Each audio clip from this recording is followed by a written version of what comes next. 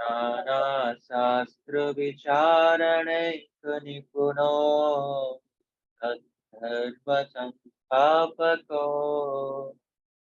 लोकानां हितकारिणो त्रिभुवने मान्यो शरण्याकरो राधा कृष्ण पदारविन्द भजना नन्देन मत्तालिको वन्दे रूप सनातनो रघुयुगो श्रीजीव गोपाल को।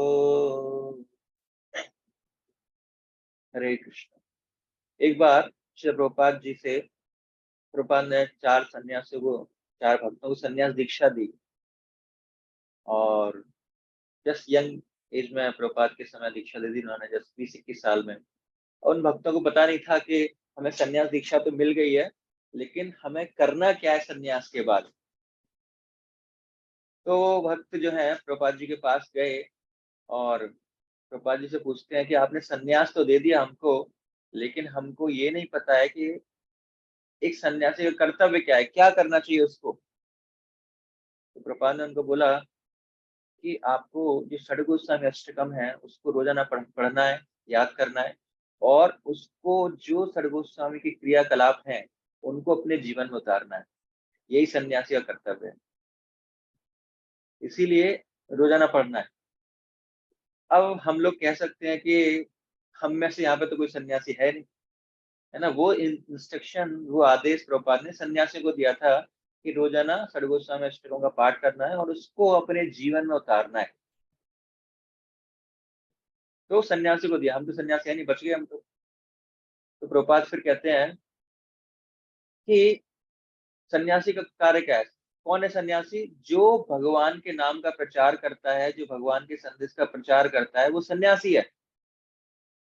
और इस्कॉन के अंदर हर व्यक्ति भगवान के नाम का प्रचार करता है, चाहे वो गृहस्थ आश्रम है, चाहे ब्रह्मचारी है, चाहे वानप्रस्थी है, चाहे सन्यासी है।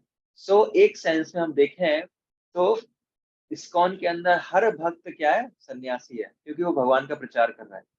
तो इसीलिए ये जो षडगोस्वामी अष्टकम है ये हम सबके लिए है। और इस षडगोस्वामी अष्टकम को हमें याद करना है, इसके अनुवाद को देखना है, जो क्रियाकलाप थे षडगोस्वामी के, और उनको अपने जीवन में उतारने का प्रयास करना। यही इन ग्रंथों का उद्देश्य है कि हम सतोगुण तक, गोस्वामी पद तक पहुंच पाएंगे। हरे कृष्ण। तो बहुत सुंदर ये षडगोस्वामी अष्टकम है, मेरा फेवरेट है। तो आप लोग इसको याद कर सकते हैं और रोज आना इसको दोहरा सकते हैं। हरे कृष्ण। हरे तो कृष्ण। अभी प्रभु जी सेकंड वाला ही क्यों गाया जाता है, मतलब सारा पूरा क्यों नहीं गाया जाता? इसमें कुछ एक्टिविटी नाना, एक्चुअली इसमें बताया गया कि उन्होंने षडगोस्वामी उन्होंने बहुत सारे शास्त्रों का निर्माण किया, नाना शास्त्र विचार अनेक निपुणों। और हम शास्त्र अध्ययन कर रहे हैं उनका, तो इसलिए उनको प्रणाम कर रहे हैं श्लोक। तो अभी तक हमने डिस्कस किया कि शुद्ध भक्ति की परिभाषा क्या है, और शुद्ध भक्ति के लक्षण, 6 लक्षण हमने प्रकट जो होते हैं जब हम भक्ति करते हैं। तो क्लेश आग्नि, जो भौतिक क्लेश 3 के कारण है, पाप, बीज, अविद्या, तो सभी से हमें मुक्ति मिलती है। और फिर शुभदा, है ना, सभी के प्रति करुणा, सभी के प्रति आकर्षित करती है, सद्गुण प्रदान करती है, और स्पष्ट उच्चतर सुख प्रदान करती है। तो ये शुभदा के लक्षण हमें साधना भक्ति के स्तर पर प्रकट होते हैं। और मोक्ष लवता कृता और सुदुर्लभा, ये भाव भक्ति के स्तर पर प्रकट होते हैं। और आंध्र विशेषात्मा और श्री कृष्ण आकर्षणी, वो प्रकट होते हैं प्रेमा भक्ति के स्तर पर। तो आज हम दूसरा अध्याय जो है इसका, आपके भक्ति रसामृत सिंधु का, उसको स्टार्ट करेंगे। तो 3 प्रकार की भक्ति है, साधना भक्ति, भाव भक्ति और प्रेम भक्ति। तो साधना भक्ति करने की क्या क्वालिफिकेशन है, क्या योग्यता है, इसकी व्याख्या, इसका उदाहरण, तो ये इसका सार क्या है, इसके प्रकार कौन कौन से हैं, तो ये सारी चीजें आज हम लेक्चर में डिस्कस करेंगे। तो अभी देखेंगे कि हमें करना क्या है ना। अभी तक हमने देखा शुद्ध भक्ति की परिभाषा क्या है, भक्ति की लक्षण क्या है। अब हमें करनी कैसे उसको हम देखेंगे। तो रुचि के अनुसार, है ना, जब आप पहला पैराग्राफ देखोगे दूसरे अध्याय का, आप बुक्स अपनी खोल सकते हो सभी भक्ति।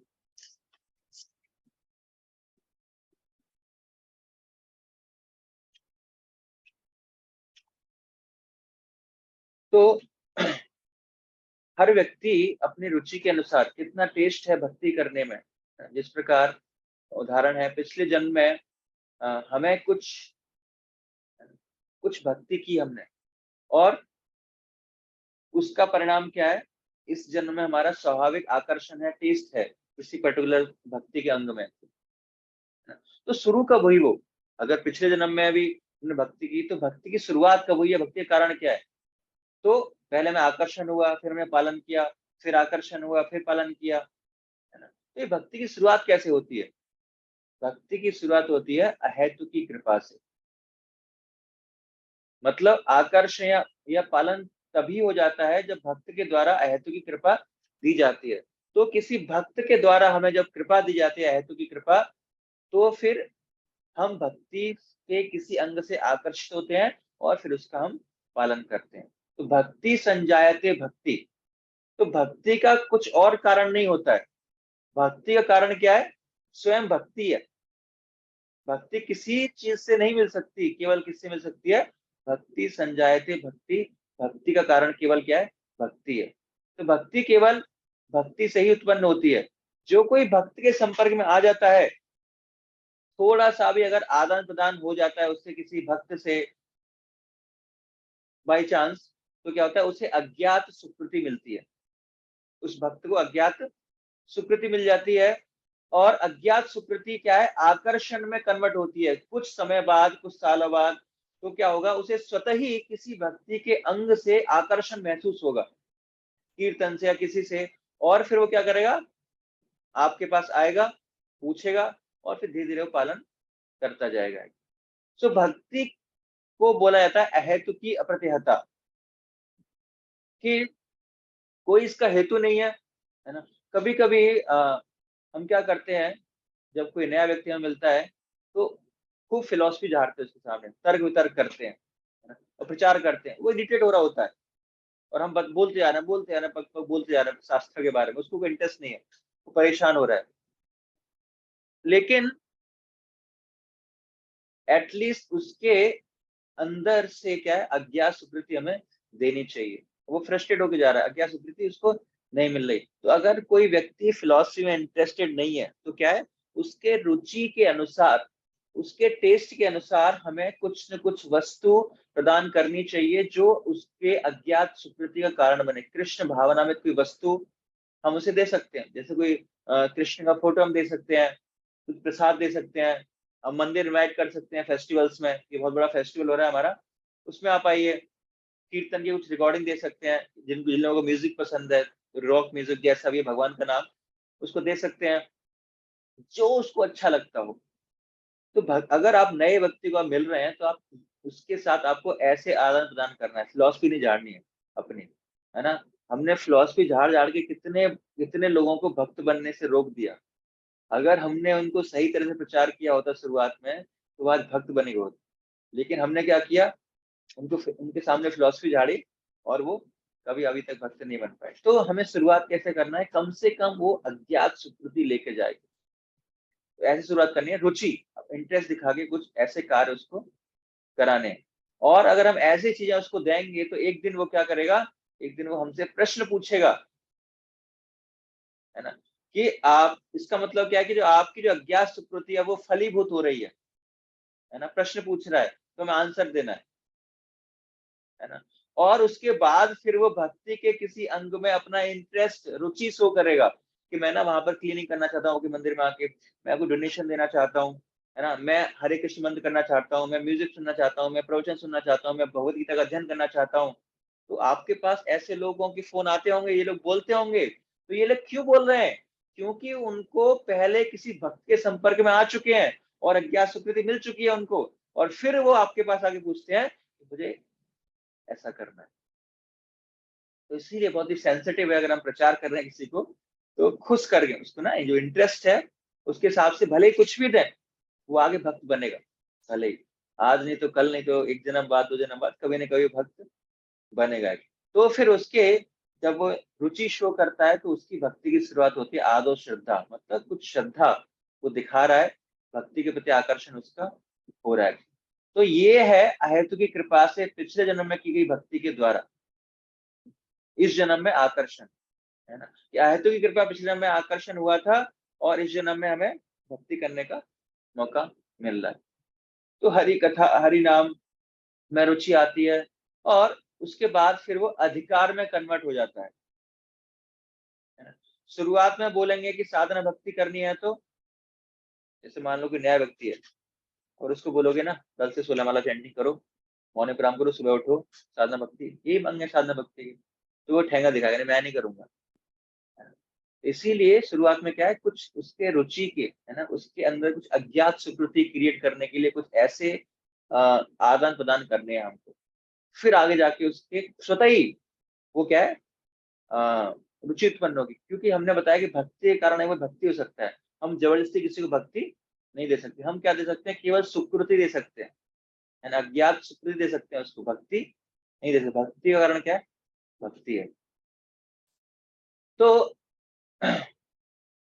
जो सेकंड पैराग्राफ है, सेकंड पैराग्राफ की जो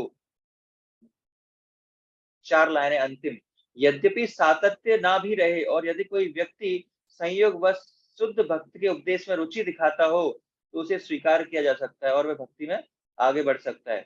जो भी हो, ऐसे व्यक्ति जिन्हें भगवद गीता, श्रीमद् भागवत जैसे ग्रंथों के समझने में सहज रुचि है, उनके लिए भक्ति उन लोगों की अपेक्षा अधिक सरल है जो केवल मानसिक चिंतन एवं ज्ञान तर्क प्रतिक्रियाओं के आदि हैं। तो मानसिक चिंतन को भावना ना देते हुए हरि कथा में रुचि को बढ़ावा देना चाहिए, है ना?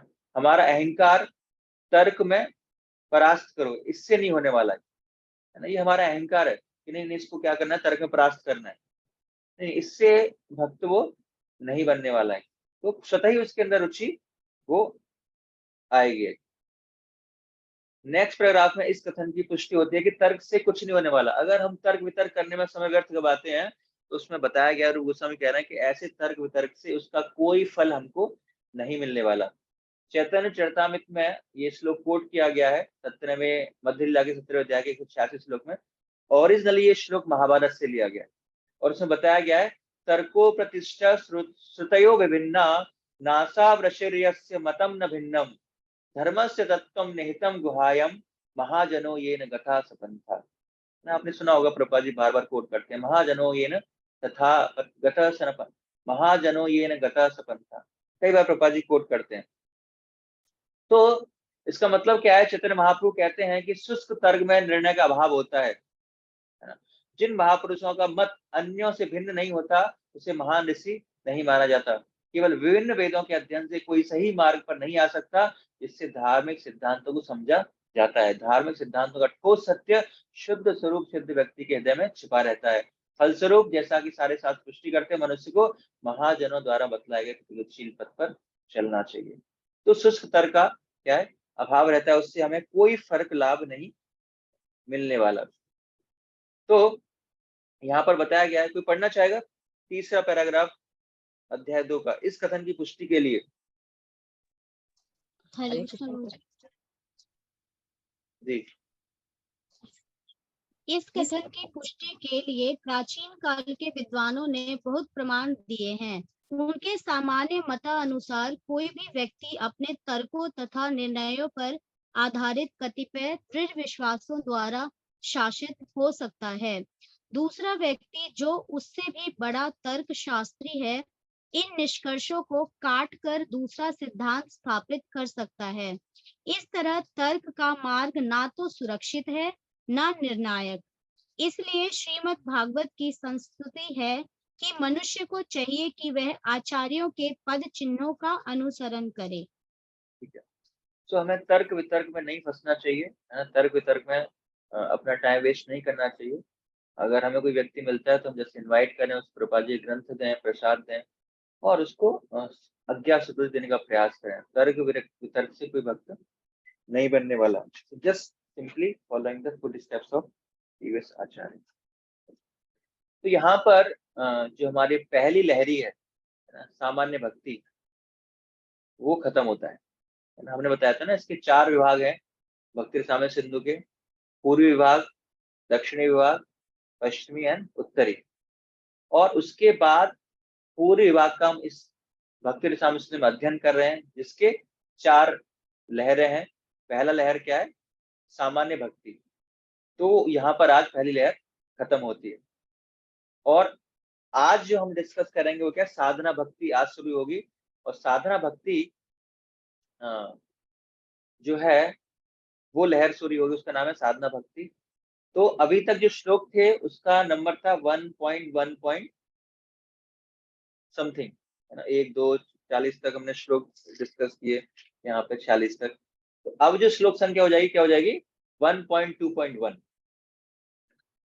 उसको आप याद कर सकते हैं भक्ति रसामृत सिंधु। तो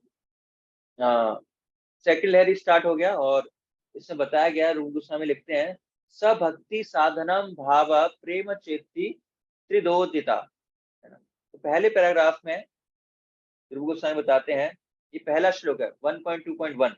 रूप गोस्वामी अपनी कृति भक्ति रसामृत सिंधु में भक्ति का सामान्य विवरण दिया है। इसके भक्ति पूर्व की 3 कोटि बता चुके हैं: साधना भक्ति, भाव भक्ति तथा प्रेम भक्ति। अब श्री रूप गोस्वामी साधन भक्ति का वर्णन करना चाहते हैं। और उसके बाद साधना भक्ति की परिभाषा रूप गोस्वामी बता रहे हैं कि तत्र साधना भक्ति, ये साधना भक्ति है। क्या भक्ति है? कृति साध्य भवेत साध्य भाव स साध्याभिता नित्य सिद्धस्य भावस्य प्रकृत्यम हृदि साध्यता। इसका मतलब क्या है कि जब कृष्ण के प्रति प्रेम प्रदान करने वाली दिव्य भक्तिमय सेवा इंद्रियों के माध्यम से की जाती है, तो यह साधना भक्ति या भक्तिमय सेवा का नियामक संपादक कहलाती है। ऐसी भक्ति प्रत्येक जीवात्मा के हृदय में शाश्वत काल से विद्यमान है। इस शाश्वत भक्ति को जागृति भक्तिमय सेवा के अभ्यास की शक्ति से संभव है। तो कृति साध्या, है ना, इसका मतलब है, श्लोक में वर्ड आया है कृति साध्या। कृति साध्या मतलब किस प्रकार इसको कार्यान्वित किया जाता है?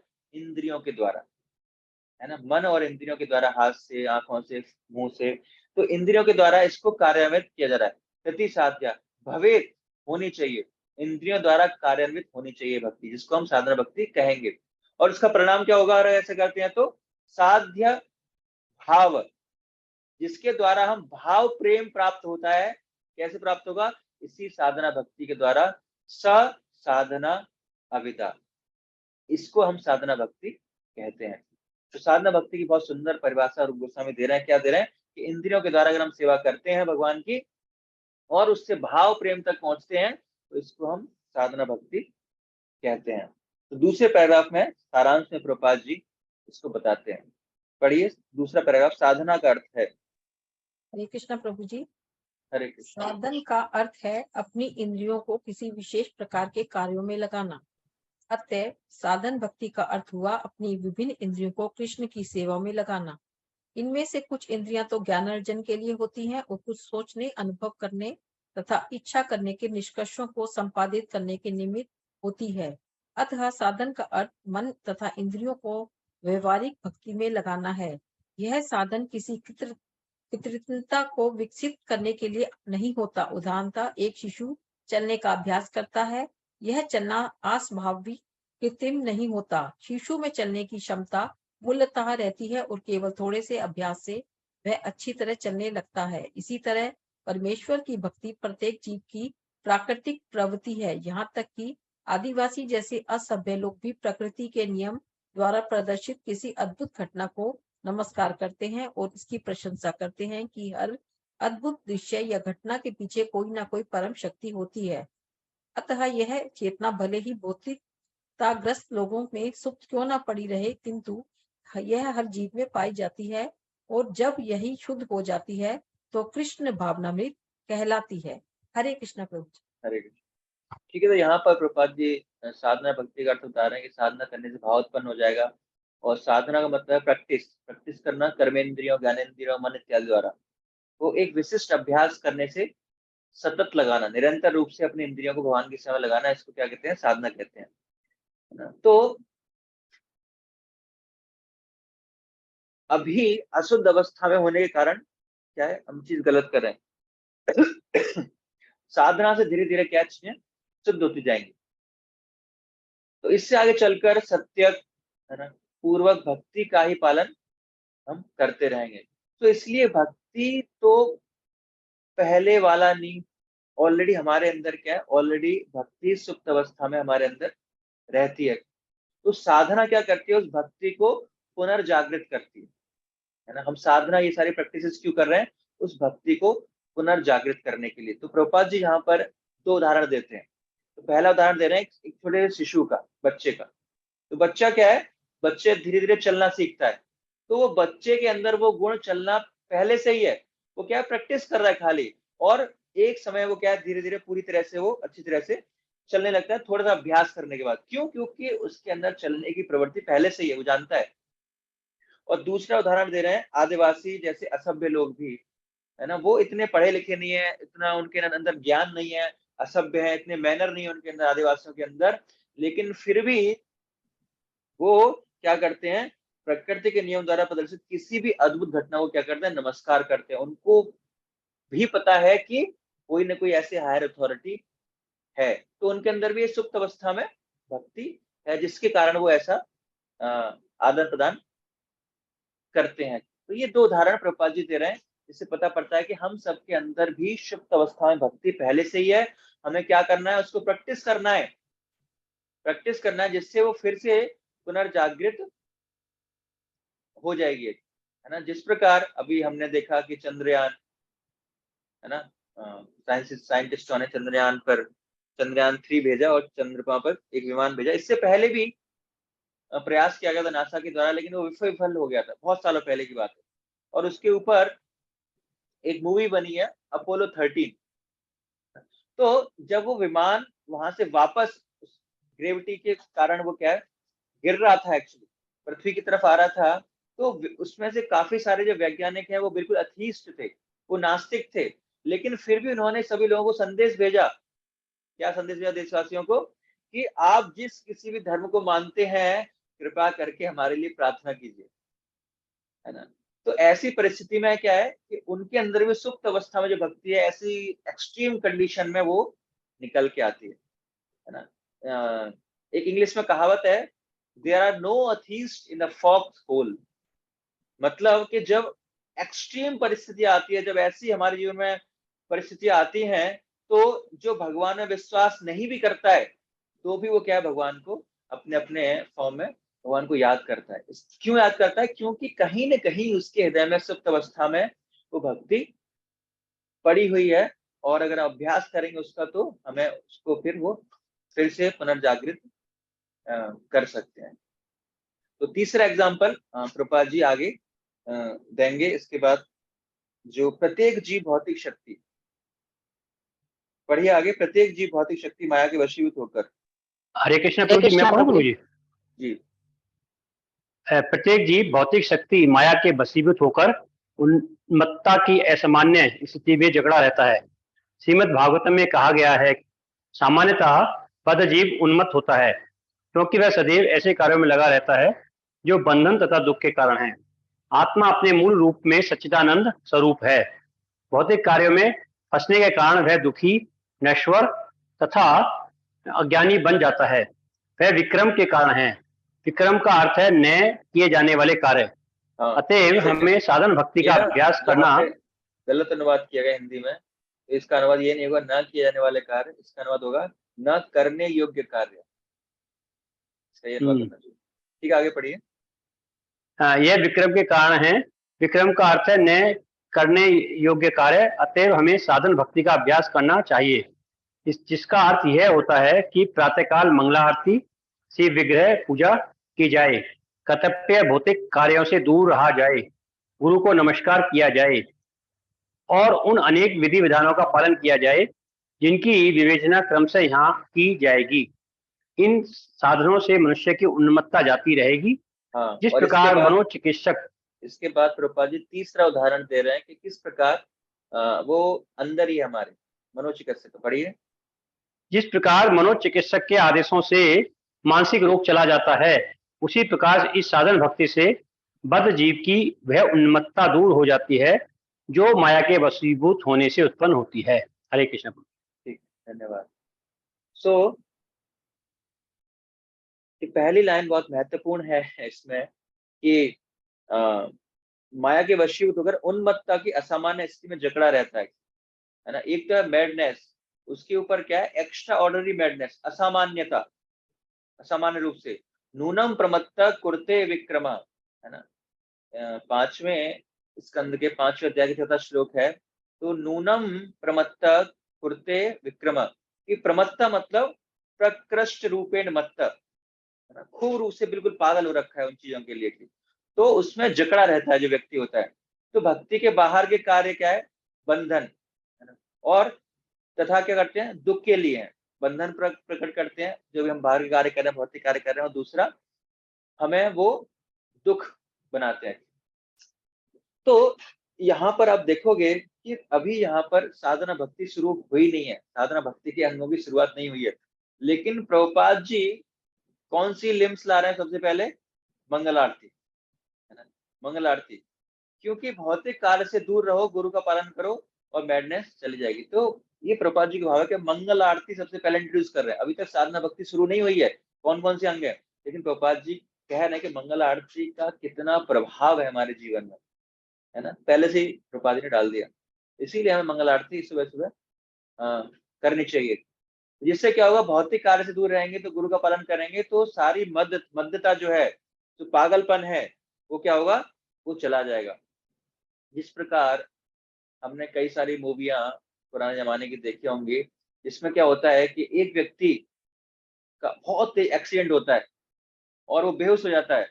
उसके बाद उस व्यक्ति को हॉस्पिटल में एडमिट कराया जाता है, उसका ट्रीटमेंट किया जाता है, और उसके बाद वो होश में आता है तो पूछता है मैं कौन हूँ, है ना, उसकी याददाश्त चली जाती है, मैं कौन हूँ, याददाश्त गायब, है ना। तो उसकी मदर, माँ साइड में खड़ी है, तो पूछी ये माँ कौन है, मैं तो नहीं जानता, है ना, मुझे नहीं पहचानते, है ना। तो डॉक्टर आता है और एक फेवरेट डायलॉग बोलता है, क्या, इसके मस्तिष्क पर गहरी चोट के कारण ये सारी याददाश्त भूल चुका है, इसको कुछ याद नहीं। और फिर डॉक्टर क्या कहता है कि इसकी याददाश्त वापस कैसे आएगी, कि इस व्यक्ति को ऐसे कार्य कराओ जो इसने पहले किए हैं, है ना, ऐसी परिस्थितियों में लेकर जाओ, ऐसी पार्टियों में लेके जाओ, वही गिफ्ट दोबारा दो इसको, तो इससे क्या होगा, इसकी याददाश्त आने की चांसेस ज्यादा है। तो उसी प्रकार जब जीव जो है इस भौतिक संसार में आता है ना, गहरी चोट लगती है इस भौतिक संसार में आकर, अपनी याददाश्त खो बैठता है। क्या याददाश्त, कि हम भगवान के अंश हैं, मैं भगवत धाम में हूँ, भगवान का जीव, भगवान से हमारा संबंध है, अपने स्वरूप को भूल जाता है और उल्टे सुलटे काम कर रहा है। इस प्रकार किसी की याददाश्त चली जाती है तो क्या है, जो जिनसे संबंध नहीं है उनसे संबंध बनाता है, और जिससे संबंध ओरिजिनली है उसको भूल चुका है। तो हमारे साथ भी हमारी याददाश्त चली गई है और हम भगवान से संबंध इसको भूल चुके हैं, बाकी सारे जो टेम्पररी रिलेशन है उनको हम वास्तविक संबंध मान रहे हैं, है ना। तो उन्मुक्त, है ना, तो मत्त, उन्मुक्त, उन्मुक्त और प्रमत्त, ये कैटेगरी है। मत्त एक पागल, एक उन्मत्त और ज्यादा पागल, और प्रमत्त बिल्कुल ही पागल, तो हमारी वो कैटेगरी है। तो भक्ति क्या है, जिस प्रकार डॉक्टर बताएगा पुरानी चीजों में इसको लगाओ, है ना, परिस्थिति में लेकर जाओ, है ना, वही जहां पर एक्सीडेंट हुआ था वैसे एक्सीडेंट कराओ, है ना, वैसी चोट से तुरंत याददाश्त कई लोगों की वापस आ जाती है उसी चोट से, तो उसी बर्थडे में गिफ्ट दो, और एक दिन सब क्या होता है, उसकी याददाश्त वापस आ जाती है, हाँ मैं सब, मेरे को याद आ गया, आप मेरी माँ हो, आप मेरे पिताजी हो, ये मेरी पत्नी है, सब उसको याद आ जाता है। उसी प्रकार हमारे जीवन का जो वर्ण है वो क्या है, मंदिर, है ना, मन को जो ठिकाने लगाए वो क्या है, मंदिर है। तो जब हम सब भूल जाते हैं, हमें कहाँ पे जाना है, मंदिर में। रेगुलर ट्रीटमेंट दिया जाएगा हमको मंदिर के अंदर, वहां पर ट्रीटमेंट होगा हमारा। इस प्रकार कभी कभी बड़े बड़े फेस्टिवल्स होते हैं तो बहुत आनंद आता है, हम सोचते हैं कि पहले भी कभी ऐसा हुआ है ना, कहीं तो ऐसा होता था। स्पिरिचुअल वर्ल्ड में हमने ये सारी क्रियाएं कर चुके हैं। तो इन कार्यों को बारंबार करते हुए जब हम बार बार इन कार्यों करेंगे, साधना भक्ति करेंगे, तो एक न एक दिन हमें क्या होगा, अपने स्वरूप की स्थिति का ज्ञान हो जाएगा। हमें पहचान में आएगा, अरे मैं तो वो हूँ, ये मेरे पिताजी हैं, मैं ये स्वरूप है मेरा, भगवत धाम है। कब होगा ये? जब हमें याददाश्त अपनी वापस आ जाएगी। वो याददाश्त वापस कैसे आएगी? जब हम भगवत धाम में जो कार्य करते थे, उन्हीं कार्यों को रिपीट करेंगे, भगवान की अर्चन करेंगे, भगवान के लिए गार्लैंड बनाएंगे, भगवान की पूजा करेंगे, भगवान का कीर्तन करेंगे। ये सारे कार्य हम भगवत धाम में भी करते थे। तो उन सारे कार्यों को जब यहाँ पर करेंगे, वही साधना भक्ति है। और जब ये साधना भक्ति करेंगे, तो हमारी याददाश्त क्या है, वापस आ जाएगी, हमें सब कुछ पता पड़ जाएगा। अरे भाई, मैं कहाँ पागल, यहाँ किसके चक्कर में फंसा हुआ हूँ, मैं तो भगवान का अंश हूँ, मेरा ये स्वरूप है। तो हमें भी उस स्वरूप स्थिति का ज्ञान होगा जब हम ये साधना भक्ति करेंगे। प्रभुपाद जी जैसे तीसरा उदाहरण दे रहे हैं कि मनोरोग चिकित्सक ज्यादा प्रश्न नहीं, हम जब मनोरोग चिकित्सक के पास जाते हैं, साइकियाट्रिस्ट के पास जाते हैं, तो हम उससे प्रश्न नहीं पूछते, वो जो कहता है हम उसे फॉलो करते हैं। तो उसी प्रकार जो हमें डॉक्टर के माध्यम से, जो हमें गुरु आचार्यों के माध्यम से इंस्ट्रक्शंस दी जा रही हैं, साधना मतलब फॉलो करो, तो इंस्ट्रक्शन दी जा रही है, उनको हमें चुपचाप फॉलो करना है। ऐसा नहीं पूछना 16 माला क्यों करें, 16 माला करनी है तो करनी है। ये सिस्टम है। अपने मद्दपन को, है ना, जो प्रमत्त है हम, उस पागलपन को दूर करने का। और जो फॉलो करता है, उसका ये जो पागलपन है वो दूर होता है साधना भक्ति के द्वारा। तो 3 उदाहरण प्रभुपाद जी ने यहाँ पर दिए, शिशु का चलना, आदिवासी की आराधना करना, और मनोरोग चिकित्सा का यहाँ पर प्रभुपाद जी ने दिया है। सो ऐसे ही 64 अंग आएंगे भक्ति के आगे, और वो थेरेपी है हमारी, अपनी याददाश्त को, अपने पागलपन को ठीक करने की। इन 64 अंगों का पालन करेंगे, पूरा स्वीकार करेंगे, स्पेशली मौन प्रोग्राम करेंगे, तो उससे हमारी चेतना में बहुत असर पड़ेगा। इसके बाद प्रभुपाद जी बता रहे हैं कि जो साधना भक्ति है उसका सार क्या है, कंक्लूजन क्या है। तो सेकंड पैराग्राफ में 21 पेज नंबर पर नारद मुनि श्रीमद् भागवतम के 7वें स्कंद के पहले अध्याय के 32वें श्लोक में नारद मुनि कहते हैं कि कतमोपि न वेनः स्यात् पंचानां पुरुषं प्रति तस्मात् केनाप्युपायेन मनः कृष्णे निवर्तेत। इसका मतलब है, कोई पढ़ना चाहेगा इसको? चौथा paragraph, sorry second paragraph. Narad मुनि ने श्रीमद् भागवत में 7.1.32 इस साधना भक्ति का उल्लेख किया है। वे युधिष्ठिर महाराज से कहते हैं, हे राजन, मनुष्य को किसी न किसी साधन द्वारा अपने मन को कृष्ण पर स्थिर करना होता है। यही कृष्ण भावनामृत कहलाता है। आचार्य अर्थात गुरु का कर्तव्य है कि वह अपने शिष्य के लिए ऐसे साधन ढूंढे जिससे शिष्य अपने मन को कृष्ण पर स्थित कर सके। यही साधन भक्ति की शुरुआत है। हरे कृष्ण। प्रणाम करते थे। हरे कृष्ण। तो गुरु का कार्य क्या है?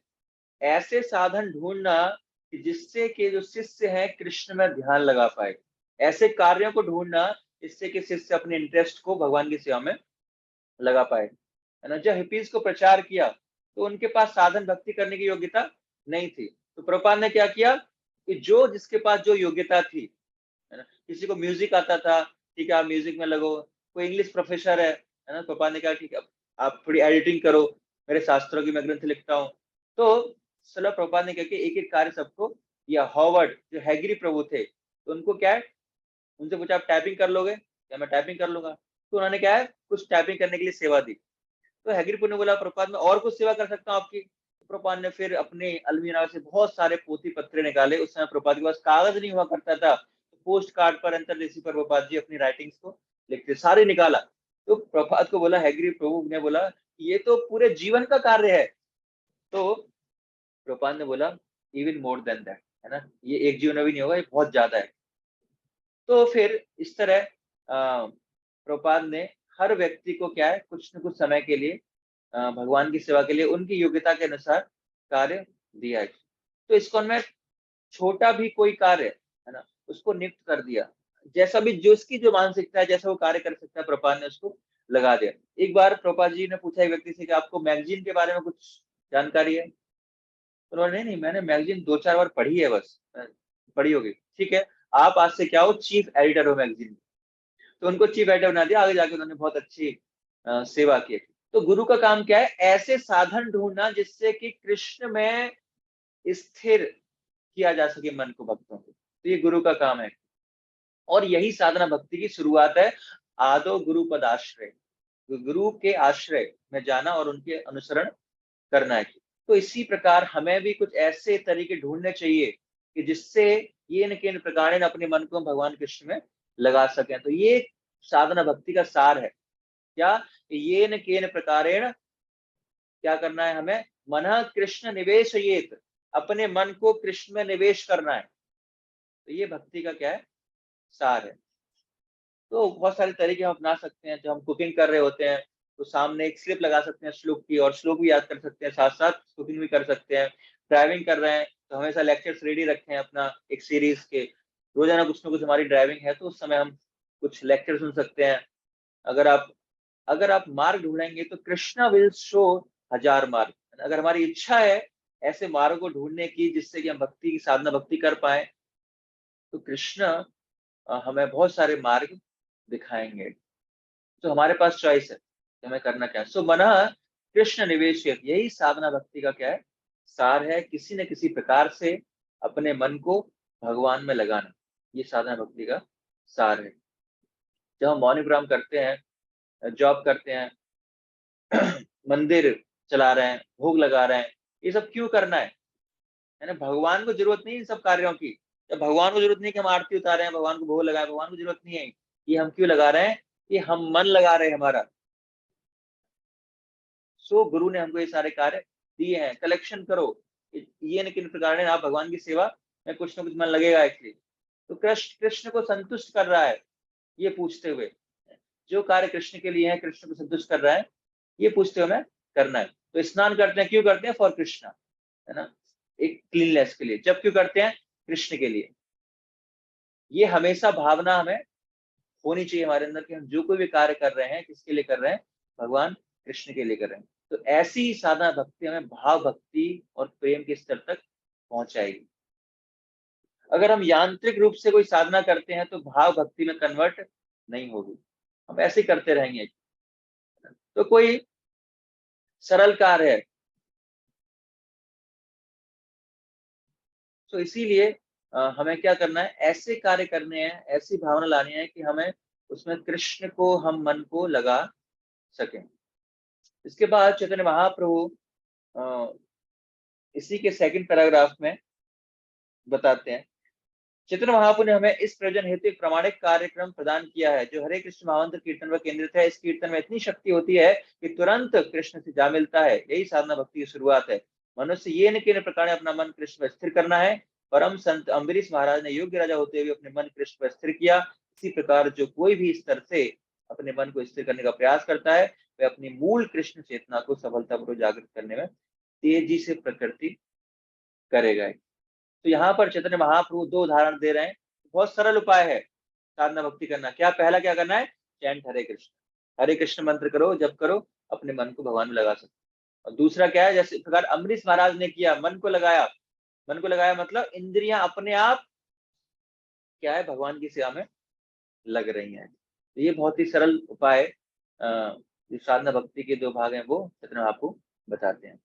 इसके बाद रूप गोस्वामी 5वें श्लोक में बता रहे हैं कि साधना भक्ति भी 2 प्रकार की होती है। कौन कौन सी? वेदी रागानुगाचेति साध्विधा सदनाभिद। इस 2 प्रकार की भक्ति है। कौन कौन सी? एक है साधना भक्ति की 2 भाग की ऐसे। पहला भाग विधि विधानों के अनुसार भक्ति है। इसमें अपने गुरु के आदेश से या प्रामाणिक शास्त्रों के अनुसार विभिन्न विधि विधानों का पालन करना होता है। इससे इनकार होने का प्रश्न ही नहीं उठता, है ना। तो जैसे फौज में होता है ना, कोई भी इंस्ट्रक्शन मिली, any question? No sir, yes sir. कोई भी इंस्ट्रक्शन मिली, यस सर। तो उसी प्रकार साधना भक्ति मतलब कोई भी इंस्ट्रक्शन मिली, यस, हमें उसको फॉलो करना है। तो इससे इनकार होने से प्रश्न ही नहीं उठता। अगर गुरु ने आदेश दिया आपको मौन विराम करना है तो करना है, इसका कोई सब्स्टिट्यूट नहीं है, हमें मौन विराम करना ही करना है। तो ये क्या है? ये वेदी भक्ति कहलाती है। और दूसरा है, इससे बिना तर्क के करना पड़ता है, कोई तर्क नहीं करना है इसमें हम। और दूसरा है रागानुगा भक्ति। तो रागानुगा भक्ति उस स्थिति को सूचित करती है जिस पर विधि विधानों का पालन करते हुए मनुष्य कृष्ण के प्रति कुछ अधिक अनुरक्त हो जाता है और प्राकृतिक सहज प्रेम के कारण भक्ति करता है। उदाहरणार्थ, भक्ति में रत मनुष्य को प्रातःकाल उठकर आरती करने का आदेश दिया जाता है। प्रारंभ में वह उसे वैसे ही करता है, लेकिन जब उसे अनुराग उत्पन्न हो जाता है तो वो स्वतः ही उठता है, स्वतः ही अर्चना को सजाता है, अपने भाव से, अपनी फीलिंग से उसके अंदर वो क्या है, रुचि आती है। यद्यपि यह भक्ति साधन भक्ति के अंतर्गत आती है, किंतु यह प्रेममय सेवा की भेंट स्वतः स्फूर्ति होती है। इस तरह साधन भक्ति के दो भागों में व्यक्त की जा सकती है, वैदिक और रागानुगा भक्ति। तो वैदिक भक्ति क्या होती है कि जो गुरु और शास्त्र के द्वारा स्फूर्ति लाती है हमारे मन में, मतलब गुरु और शास्त्र आदेश देते हैं तब हम भक्ति करते हैं, तो वैदिक भक्ति है। मतलब अगर अपनी भाषा में बात करें तो जिसमें हमारा मन नहीं लगता है जिन कार्यों में, उस कार्यों को गुरु और शास्त्रों के अनुसार आज्ञा का पालन करके करना, वो वैदिक साधना भक्ति है। और रागानुगा भक्ति क्या है, स्वतः स्फूर्ति, हमारे अंदर खुद रुचि आती है, खुद इंटरेस्ट आता है उन कार्यों करने का, लेकिन फिर भी हम उसको कैसे कर रहे हैं, विधि विधानों से कर रहे हैं। उसमें दिया प्रपाल लिख रहे हैं कि रागानुगा भक्ति इसको सूचित करता है जिस पर विधि विधानों का पालन करते हुए। तो ऐसा नहीं रागानुगा भक्ति में विधि विधान नहीं है, उसमें विधि विधान है, लेकिन फर्क क्या है, उसमें हमारे अंदर स्वतः स्फूर्ति आती है, स्वतः इंटरेस्ट आता है कि नहीं भगवान को भोग लगाना है, भगवान का श्रृंगार करना है, खुद ही मन लग रहा है, रुचि आ गई उसमें। तो रागानुगा भक्ति पर विधि विधान चालू रखते हैं। तो ऐसी साधना व्यक्ति की व्याख्या जो है अभी हो गई है ना, दो भक्ति हो गई, वैदिक साधना भक्ति और रागानुगा साधना भक्ति। तो अभी हम जो डिस्कशन कर रहे हैं किसका करेंगे, वैदिक साधना भक्ति का डिस्कशन करेंगे, और फिर आगे जाके रागानुगा साधना भक्ति का भी डिस्कशन हम करेंगे। तो तत्र वैदी, रूप गोस्वामी वैदिक साधना भक्ति की परिभाषा देते हैं, यत्र रागानुवाप्रत्पात् प्रवृत्तिर उपजायते सासानेयाय शास्त्रेस्य सवैदी भक्तिरुच्यते। तो वैदिक भक्ति, इससे प्रभुपाद जी 6वें श्लोक है ये, और दूसरे पैराग्राफ में बता रहे हैं कि रूप गोस्वामी ने भक्ति के प्रथम भाग अर्थात वैदिक भक्ति की परिभाषा इस प्रकार दी है, जब भगवान के प्रति कोई अनुरक्ति या कोई रागानुगा भक्ति नहीं होती है और मनुष्य गुरु के आदेश पालन के मात्र के लिए या शास्त्रों का पालन करने के लिए भगवान की सेवा में लगा रहता है, तो ऐसी अनैच्छिक सेवा वैदिक भक्ति कहलाती है। तो अनैच्छिक सेवा मतलब हमारी कोई इच्छा नहीं है करने की, लेकिन क्योंकि गुरु ने बोला है, हमारे अथॉरिटीज ने बोला है ये कार्य करने के लिए, तो हम कर रहे हैं। जिस प्रकार हमारा चैंटिंग करने में मन नहीं लगता है, जब करने में मन नहीं लगता है ना, लेकिन फिर भी हम क्यों कर रहे हैं, क्योंकि ये गुरु का आदेश है। तो ये क्या है, वैदिक साधना भक्ति हम कर रहे हैं। कभी कभी लगता है कहाँ फंस गए, क्या करा दिया, है ना। कभी कभी लगता है कोई व्यक्ति हमारे पास आते हैं, प्रभु सब कुछ अच्छा है इसको उनके अंदर, है ना, मंदिर अच्छा है, प्रसाद सब कुछ अच्छा है, लेकिन एक बात जो है ना, एक बात जब आप पूछते हो माला कैसी चल रही है, बस वही चीज ठीक नहीं है ना। जब भी हम किसी भक्त से मिलते हैं तो क्या पूछते हैं, माला कैसी चल रही है, कितनी माला करते हो, तो लोग इरिटेट हो जाते हैं, क्योंकि हमारी भक्ति इसी पर आधारित है ना, मन लग रहा है नहीं लग रहा हमारा, तो हमारा मन नहीं है फिर भी हम कर रहे हैं इस कार्य को, तो इसी को हम वैदिक साधना भक्ति कहते हैं। मतलब अनैच्छिक, अपनी इच्छा न होने के बावजूद भी इस कार्य को करना, दैट इज वैदिक साधना भक्ति।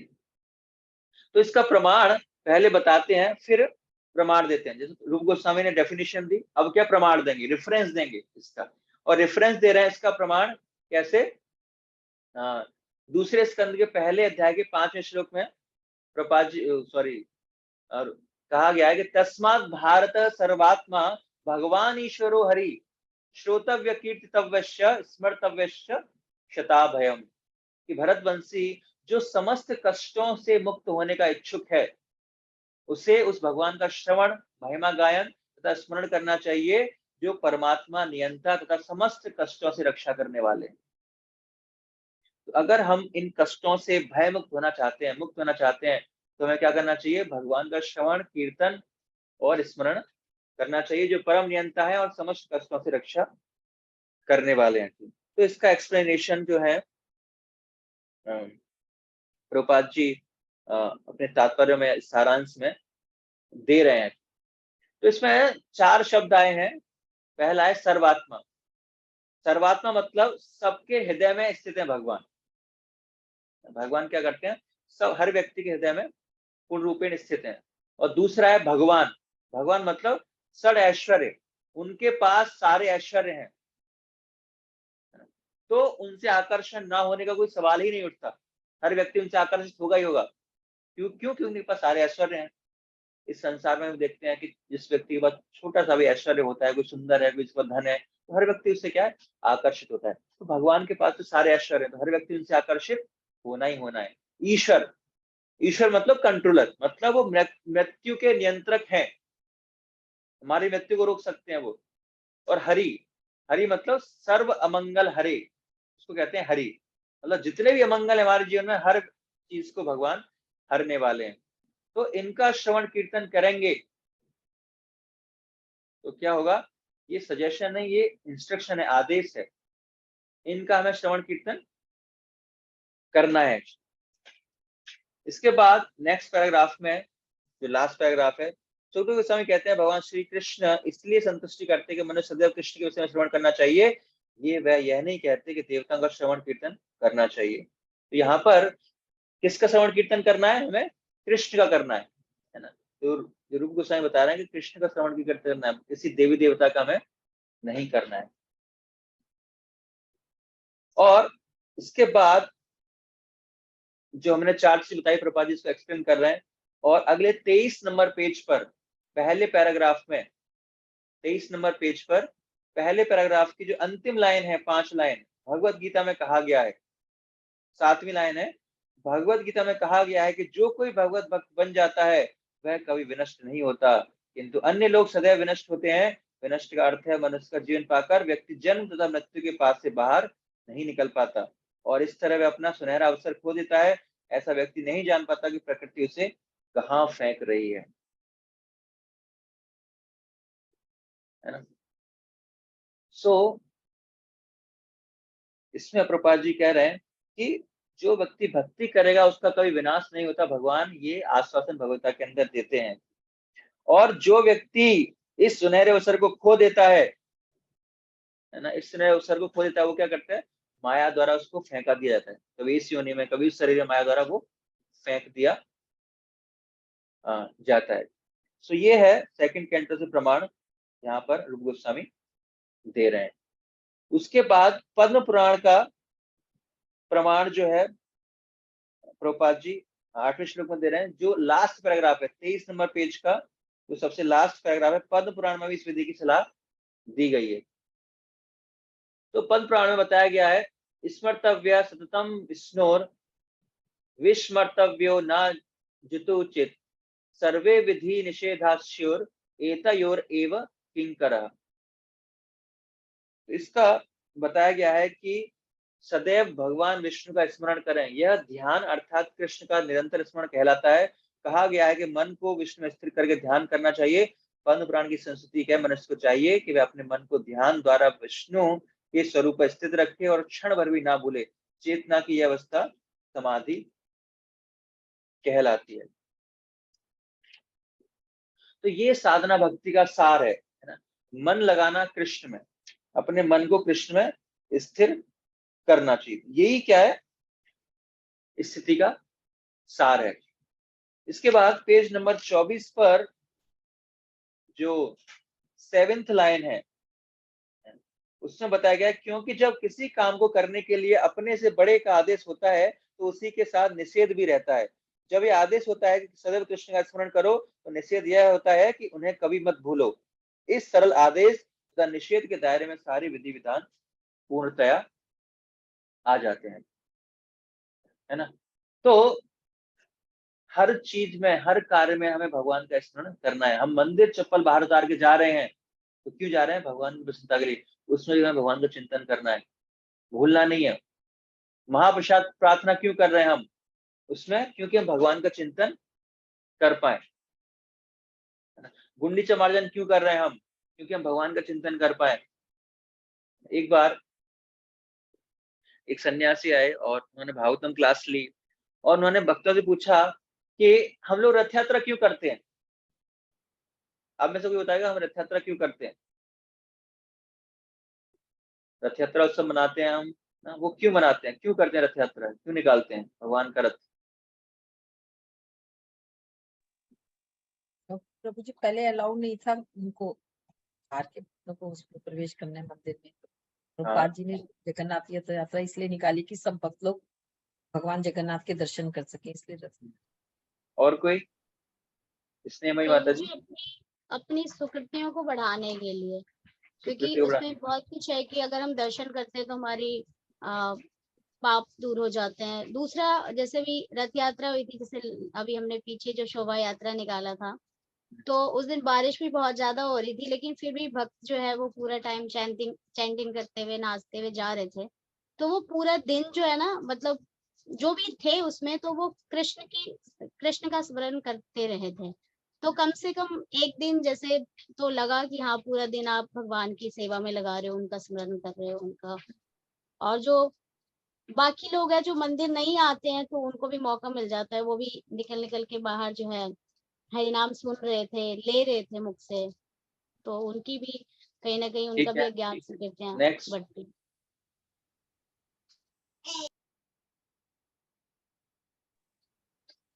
हरे कृष्ण प्रभु जी।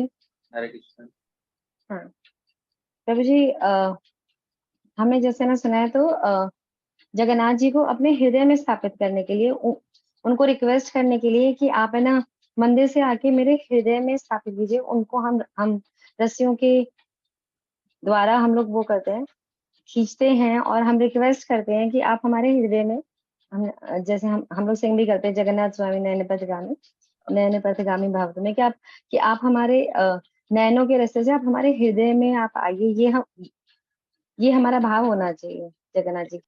सो महाराज को ये सब आंसर दिए गए, और महाराज ने क्या बोला कि एक ही कारण है कि कृष्ण का स्मरण करने के लिए, है ना। हम जो भी एक्टिविटी कर रहे हैं कृष्ण भावनामृत में, किसके लिए कर रहे हैं? कि हमें कृष्ण का स्मरण हो खाली। चाहे रथयात्रा निकालना है, चाहे हम जन्माष्टमी सेलिब्रेशन कर रहे हैं, कोई भी सेवा कर रहे हैं, किसके लिए? कृष्ण का स्मरण करने के लिए। अगर कृष्ण का स्मरण नहीं हो रहा है, कभी कभी क्या होता है कि पूरी जगह रथयात्रा निकाल ली, सारी एक्टिविटी कर ली, ये मैनेजमेंट वो मैनेजमेंट, कृष्ण का स्मरण नहीं हुआ, परफेक्ट हुई रथयात्रा, लेकिन उसका हमें लाभ नहीं मिलेगा। तो पहला कर्तव्य क्या है? कृष्ण को हमेशा याद रखें और कृष्ण को कभी ना भूलें। तो अगर हमें कृष्ण का स्मरण नहीं होगा उस एक्टिविटी में, तो क्या होगा? वो भक्ति नहीं होगा, वो क्या होगा? अज्ञात सुकृति होगा खाली, और जो आगे कभी जाके वास्तविक फल उसको हमें मिलेगा नहीं। इसके बाद जो दूसरा पैराग्राफ है वर्णाश्रम के बारे में, प्रभु गोस्वामी बताते हैं, इति आसो स्याद् विधिर नित्या सर्व वर्णाश्रम दिशु नित्यते अस्य निर्तिताम एकादशी आदित्य फलम। तो इसमें रूप गोस्वामी बता रहे हैं, आगे पढ़िए, सभी विधि विधानों का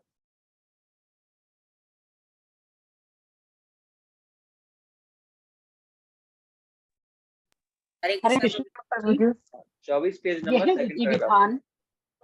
यह विधि विधान सभी वर्णों तथा आश्रमों पर लागू होता है। वर्ण 4 हैं: ब्राह्मण, पुरोहित तथा बुद्धिजीवी, क्षत्रिय, योद्धा तथा राजनीतिज्ञ, वैश्य, व्यापारी तथा कृषक, और शूद्र, श्रमिक तथा सेवक। मानक आश्रम भी 4 हैं: ब्रह्मचर्य, व्रत, वानप्रस्थ तथा संन्यास। ये विधि विधान न केवल ब्रह्मचारियों द्वारा पालन करने के लिए है, अपितु सभी आश्रम वालों के लिए है। चाहे कोई नौसिखिया ब्रह्मचारी हो या अत्यंत प्रगत सन्यासी हो, इससे कोई अंतर नहीं आता। भगवान को निरंतर स्मरण करना और उन्हें एक क्षण के लिए भी विस्मृत न करना, यह नियम हर एक को अवश्य पालन करना होता है। Hare Krishna Prabhu ji. Thank you Prabhu ji. Thank you. तो यहाँ पर प्रभुपाद जी कह रहे हैं कि जो जितने भी आश्रम है ना, ये विधि विधान न केवल ब्रह्मचारियों के लिए, ये क्या है? सभी आश्रमों के लिए। चाहे कोई नौसखिया ब्रह्मचारी हो, अत्यंत प्रगत सन्यासी हो, इसमें कोई अंतर नहीं आता। भगवान को निरंतर स्मरण करना, एक क्षण के लिए विस्मृत न करना, यह नियम हर एक के लिए आवश्यक है। तो जो भी वर्णाश्रम है, इसका उद्देश्य क्या है? भगवान की सेवा करना है। तो यहाँ पर ये प्रभुपाद रूप गोस्वामी लिख रहे हैं, और इसको फर्दर इसका एक्सप्लेनेशन दिया जा रहा है उद्धव के श्री कृष्ण स्वयं, चमस जो मुनि है, वो यहाँ पर बता रहे हैं कि 11वें स्कंद के 5वें अध्याय के दूसरे श्लोक में, इसका तीसरे पैराग्राफ में इसका अनुवाद प्रभुपाद जी लिखते हैं। श्री चमस उवाच मुख बाहुरुपादेभ्य पुरुषस्यामश्रमे सह चत्वारो जजीरेव वर्णा गुणैर विपादाय पृथक। तो इसमें बताया गया है कि जो राजा निमि को उपदेश देने के लिए आए 9 मुनियों में से चमस मुनि ने राजा से कहा, चारों वर्ण ब्राह्मण, क्षत्रिय, वैश्य तथा शूद्र भगवान के सर्वव्यापी रूप के विभिन्न अंगों से इस प्रकार उत्पन्न हुए हैं। ब्राह्मण सिर से उत्पन्न हुए हैं, क्षत्रिय बाहों से, वैश्य कमर से तथा शूद्र पांवों से निकले हैं। उसी प्रकार सन्यासी सिर से, वानप्रस्थ बाहों से, गृहस्थ कमर से और ब्रह्मचारी पांवों से उत्पन्न हुए हैं। तो ये वर्णन बताकर यहाँ पर गोस्वामी क्या है, समाज को स्थित करना चाह रहे हैं, है ना, कि जब सब लोग अपनी अपनी जगह स्थित रहेंगे, है ना, सर की जगह पर सर रहेगा, पैर की जगह पर पैर रहेंगे, हाथ की जगह पर हाथ रहेंगे, कमर की जगह पर कमर रहेगा, तो क्या होगा, ये सारा संसार सही तरह से चल पाएगा। तो ये स्थिति यहाँ पर बताई गई है। एक बार श्री प्रभुपाद जब फॉरेन गए तो किसी व्यक्ति ने उनसे पूछा कि आप यहाँ पर क्यों आए हो। प्रभुपाद ने कहा, to give brain to our society, है ना, मैं आपके सोसाइटी को, आपके समाज को ब्रेन, दिमाग देने आया हूँ। आपकी समाज सोसाइटी में क्या है, दिमाग नहीं है। तो उसी प्रकार जो हर वर्ण आश्रम का अलग अलग रोल है, जिस प्रकार जो ब्राह्मण है उनका भी काम क्या है, ज्ञान देना। उसी प्रकार सन्यासी है, उनका भी काम क्या है, मार्गदर्शन देना। और जो क्षत्रिय है उनका काम क्या है, प्रोटेक्शन देना। उसी प्रकार जो वानप्रस्थी है उनका भी काम है प्रोटेक्शन देना। और जो वैश्य है उनका काम क्या है, पोषण करना, है ना, चारों आश्रमों का पोषण करना, व्यापार करना। उसी प्रकार गृहस्थ आश्रम का कार्य क्या है, पोषण करना। तीनों आश्रमों का पोषण किसके द्वारा किया जाता है, गृहस्थ आश्रम के द्वारा, क्योंकि बाकी न ब्रह्मचारी, न सन्यासी, न वानप्रस्थी कोई जॉब कुछ नहीं करते, केवल क्या करता है, गृहस्थ आश्रम तीनों का पोषण करता है। तो ब्रह्मचारी का काम क्या है, सेवा करना, गुरु की सेवा करना ब्रह्मचारी का कार्य है। तो इनकी तुलना कैसे की गई है, सन्यासी मतलब सर, वानप्रस्थ मतलब जो भुजाएं, पेट, गृहस्थ, और ब्रह्मचारी चरण। इस तरह हर वर्ण आश्रम को विभाजन किया गया है और हर चीज की समाज के लिए आवश्यकता है। अगर किसी चीज की कमी है, मान लो हेड नहीं है तो क्या है, हम कुछ सोच ही नहीं पाएंगे, कुछ कर नहीं पाएंगे। पेट नहीं है तो हमारा पेट पूजा नहीं हो पाएगी। अगर चरण नहीं है, सेवा करने वाला कोई नहीं है, तो फिर इस समाज की स्थिति बहुत बुरी, भयानक हो सकती है। तो इसीलिए ब्राह्मण भी चाहिए, क्षत्रिय भी चाहिए, वैश्य भी चाहिए, शूद्र भी चाहिए, सन्यासी भी चाहिए, है ना, ब्रह्मचारी भी चाहिए, गृहस्थ भी चाहिए और वानप्रस्थी भी चाहिए। ये समाज की नीड है, तब व्यवस्थित समाज चल पाएगा। ये चमन ऋषि यहाँ पर कहते हैं। इसके बाद जो नेक्स्ट पैराग्राफ है, तो इसमें बताया गया है, यह ऐशा पुरुषम साक्षादात्म प्रभीश्वरम न भजन्त्यत्व जानन्ति स्नानात् भ्रष्टा पत्यंततः। यदि चारों वर्णों तथा आश्रमों का कोई भी सदस्य उनकी अपनी उत्पत्ति के स्रोत भगवान की पूजा नहीं करता या जानबूझकर भगवान का अनादर करता है, तो वे अपने पद से गिरकर नारकीय दशा को प्राप्त होगा। तो अगर इन सारे वर्णों में से, सारे आश्रमों में से अगर कोई व्यक्ति अपने कर्तव्य का, अपने वर्ण और आश्रम के हिसाब से ड्यूटीज का पालन नहीं करता, तो क्या होगा, उसको नार की दशा प्राप्त होगी। और इसका जो अनुवाद है, प्रभुपाद जी जो 25वें पेज पर जो 5वीं लाइन है उसमें दे रहे हैं और लिख रहे हैं, हर व्यक्ति को अपने विशेष कर्म में संलग्न रहना चाहिए, किंतु ऐसे कर्म की पूर्णता की परीक्षा यह है कि ऐसे कर्म से भगवान कितने संतुष्ट हुए हैं। यहाँ यह आदेश है कि मनुष्य को अपने पद के अनुसार कर्म करना चाहिए और ऐसे कर्म से या तो परम पुरुष को संतुष्ट करना होगा, अन्यथा उसे अपने पद से नीचे उतरना होगा। दो ऑप्शन है, या तो जिस वर्ण आश्रम में हम हैं उसके हिसाब से भगवान की सेवा करें, भगवान को संतुष्ट करें। अगर ऐसा नहीं करते हैं तो हम उस पद से नीचे गिरना हमारा तय है, या तो ऊपर जाएंगे या नीचे आएंगे, बीच में नहीं रह सकते हम। तो यहाँ पर प्रभुपाद जी उसका उदाहरण देते हैं।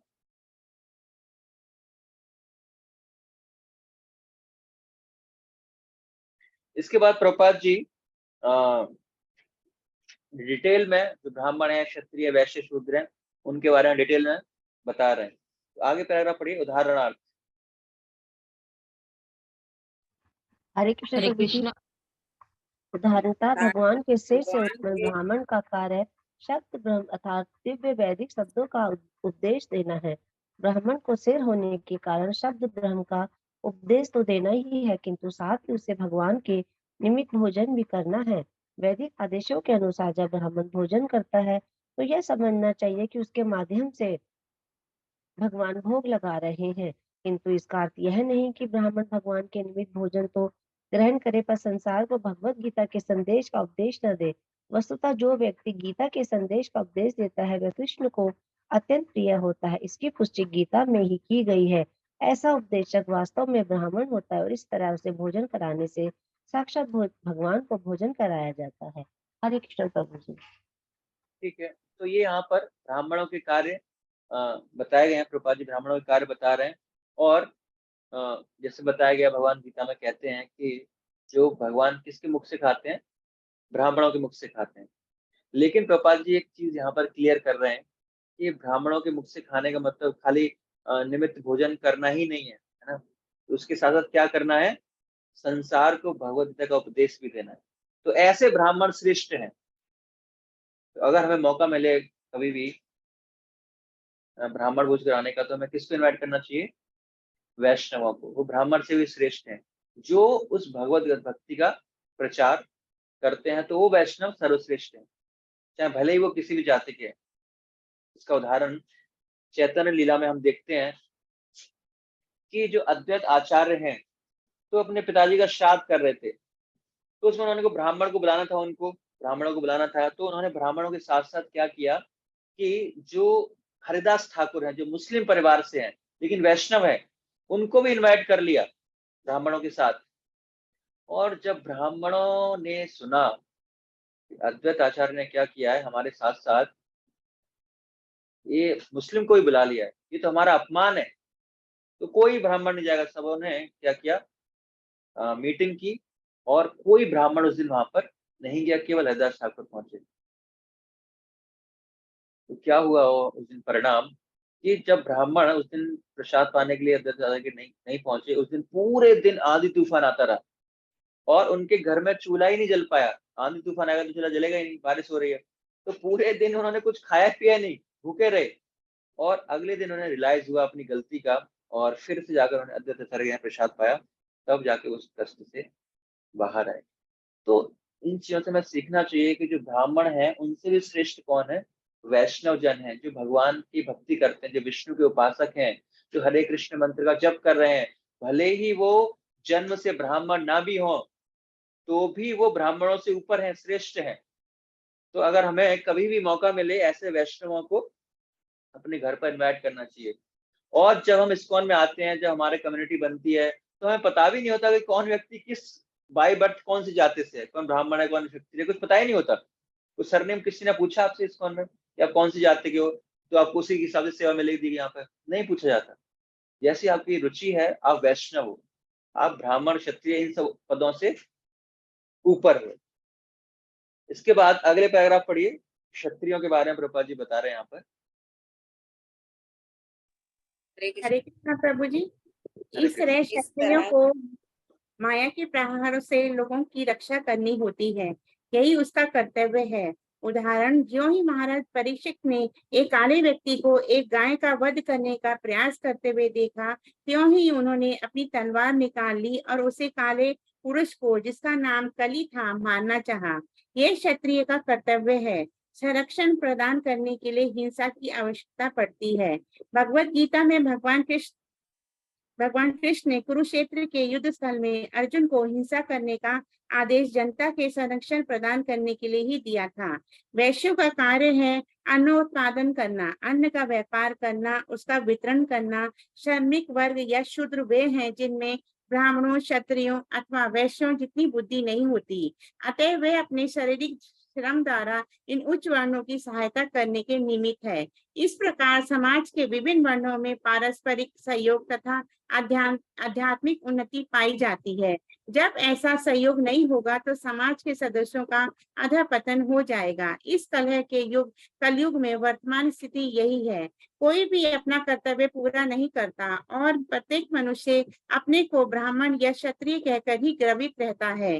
किंतु वस्तुतः ऐसे लोग पद विहीन होते हैं। वे भगवान के संपर्क से विलग हो चुके होते हैं, क्योंकि वे कृष्ण भावना भावित नहीं होते। अतएव कृष्ण भावनामृत आंदोलन सारे मानव समाज की सही स्थिति में लाने के निमित्त है, जिससे हर व्यक्ति सुखी रहे और कृष्ण भावनामृत विकसित करके लाभ उठाए। हरे कृष्णा प्रभु जी, प्रणाम प्रभु जी। ठीक है, धन्यवाद। तो यहाँ पर प्रभुपाद जी क्षत्रिय के बारे में बता रहे हैं। पहले क्षत्रिय, वैश्य, शूद्र, उनका कार्य क्या है। तो क्षत्रिय का कार्य क्या है? लोगों की रक्षा करना। जिस प्रकार प्रभुपाद जी धारण परीक्षित महाराज का, कि उनके समाज में कोई भी ऐसा पीड़ाहारी कार्य नहीं होता था, वो हमेशा प्रोटेक्शन देते थे। और उन्होंने जब एक बार देखा कि काले व्यक्ति को एक गाय का वध करने का प्रयास करते हुए देखा, तुरंत उसको मारने के लिए परीक्षित महाराज दौड़ पड़े। तो ये एक क्षत्रियों का कार्य है, टू प्रोटेक्ट, है ना, कि सुरक्षा प्रदान करना। अगर कोई सुरक्षा प्रदान नहीं कर पा रहा है तो वास्तव में वो क्षत्रिय नहीं है। और संरक्षण प्रदान करने के लिए क्या है? हिंसा की आवश्यकता पड़ेगी ही पड़ेगी, है ना। अगर आप किसी को सुरक्षा प्रदान करना चाहते हो तो हिंसा करनी पड़ेगी। जिस प्रकार इस समाज में पुलिस जो है सुरक्षा प्रदान करती है हमको, जो डिफेंस है वो भी हमें सुरक्षा प्रदान करता है, आर्मी वगैरह है, तो वो हिंसा करती है ना। बिना हिंसा किए हमें सुरक्षा प्रदान की ही नहीं जा सकती। अब पुलिस को थोड़ी ना वो चोर के सामने जाएगी, हाथ जोड़ेगी, पैर जोड़ेगी, प्लीज इसको मत मारो, चोरी मत करो, ऐसा बोलेगा, सुनेगा? नहीं सुनेगा। तो उसे एक्शन लेना पड़ता है, रिवॉल्वर, गोली भी चलानी पड़ती है, डंडा भी मारना पड़ता है। तो हिंसा के बिना सुरक्षा नहीं की जा सकती। यहाँ पर प्रभुपाद जी लिख रहे हैं, संरक्षण प्रदान करने के लिए हिंसा की आवश्यकता पड़ती ही पड़ती है। इस प्रकार अर्जुन ने भी हिंसा की थी। और वैश्य का अर्थ है अन्न उत्पादन करना, अन्न का व्यापार करना, उसका वितरण करना, मतलब पालन पोषण करना, धन कमाना, और उससे हर व्यक्ति का, तीनों आश्रमों का पालन पोषण करना। श्रमिक वर्ग शूद्र वर्ग हैं, जिनमें ब्राह्मण, क्षत्रिय तथा वैश्य जितनी बुद्धि नहीं होती, अतः वे अपने शारीरिक श्रम द्वारा इन उच्च वर्गों की सहायता अपने शरीर से करते हैं। इस प्रकार समाज के विभिन्न वर्णों में पारस्परिक सहयोग तथा आध्यात्मिक उन्नति पाई जाती है। साथ साथ कार्य करते हैं और आध्यात्मिक उन्नति भी, भगवान की सेवा करते हैं। तो प्रत्येक मनुष्य अपने को ब्राह्मण या क्षत्रिय कहकर ही गर्वित रहता है, किंतु वस्तुतः ऐसे लोग पदविहीन होते हैं, कि भगवान के संपर्क से विलग हो चुके होते हैं, क्योंकि ये वे कृष्ण भावनावित नहीं होते। अतः कृष्ण भावनावित आंदोलन सारे मानव समाज को सही स्थिति बनाने का निमित्त है, इससे हर व्यक्ति सुखी रहे और कृष्ण भावनावित इसका लाभ उठाए। तो केवल हमें कभी घमंड नहीं करना है, कभी गर्वित नहीं होना है कि ब्राह्मण हूँ, मैं क्षत्रिय हूँ, वैश्य हूँ, मैं जाट हूँ, ये सब नहीं है। ये सब क्या है? सब बेकार की चीज है। वे भगवान के संपर्क से विलग हो चुके हैं। लेकिन जो भगवान के संपर्क में आता है वो इन सारी उपाधियों से अलग रहता है और भगवान की सेवा करता है, जिससे कि हर व्यक्ति सुखी रहे और कृष्ण भावना में का विकसित करके लाभ उठाए। तो उसका एक ही मकसद रहता है कि अपने जीवन में वो कृष्ण भक्ति में आगे बढ़ सके। तो ऐसा बहुत जरूरी है। इसके बाद यहाँ तक किसी कोई प्रश्न है? तो वर्णाश्रम का उद्देश्य भी क्या है? भगवान की भक्ति में लगना, ये किन प्रकार भगवान की सेवा में, मन को भगवान की सेवा में लगाना, कृष्ण को संतुष्ट करना। सारे वर्णाश्रम का जो उद्देश्य क्या है? कृष्ण को संतुष्ट करना। किसी का प्रश्न है यहाँ तक कोई? ठीक है, तो हम आगे बढ़ते हैं। आगे प्रभुपाद जी लिख रहे हैं कि अगर हम कृष्ण को संतुष्ट करते हैं तो उसका क्या परिणाम होगा। अगर हम कृष्ण को संतुष्ट करते हैं तो उसका परिणाम क्या होगा? पैराग्राफ पढ़िए। भगवान श्री कृष्ण ने उद्धव को उपदेश दिया है। हरे कृष्ण। भगवान श्री कृष्ण ने उद्धव को उपदेश दिया था कि मानव समाज के वर्ण तथा आश्रम के विधि विधान का पालन करके मनुष्य भगवान को तुष्ट कर सकता है, और इस तुष्टि के फलस्वरूप सारा समाज बिना किसी कठिनाई के जीवन की सारी आवश्यकताएं बाहुल्य में प्राप्त कर सकता है। इसका कारण यह है कि भगवान आखिरकार अन्य समस्त जीवों का पालन करते हैं।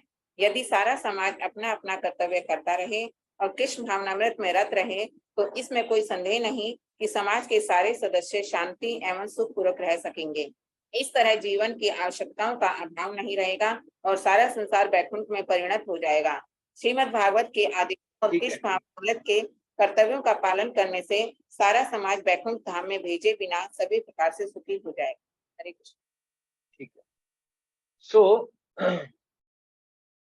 यहाँ पर प्रभुपाद जी भगवान को संतुष्ट करने के 2 परिणाम बता रहे हैं। अगर हम कृष्ण को संतुष्ट करते हैं तो उसके 2 परिणाम होंगे हमारे जीवन में।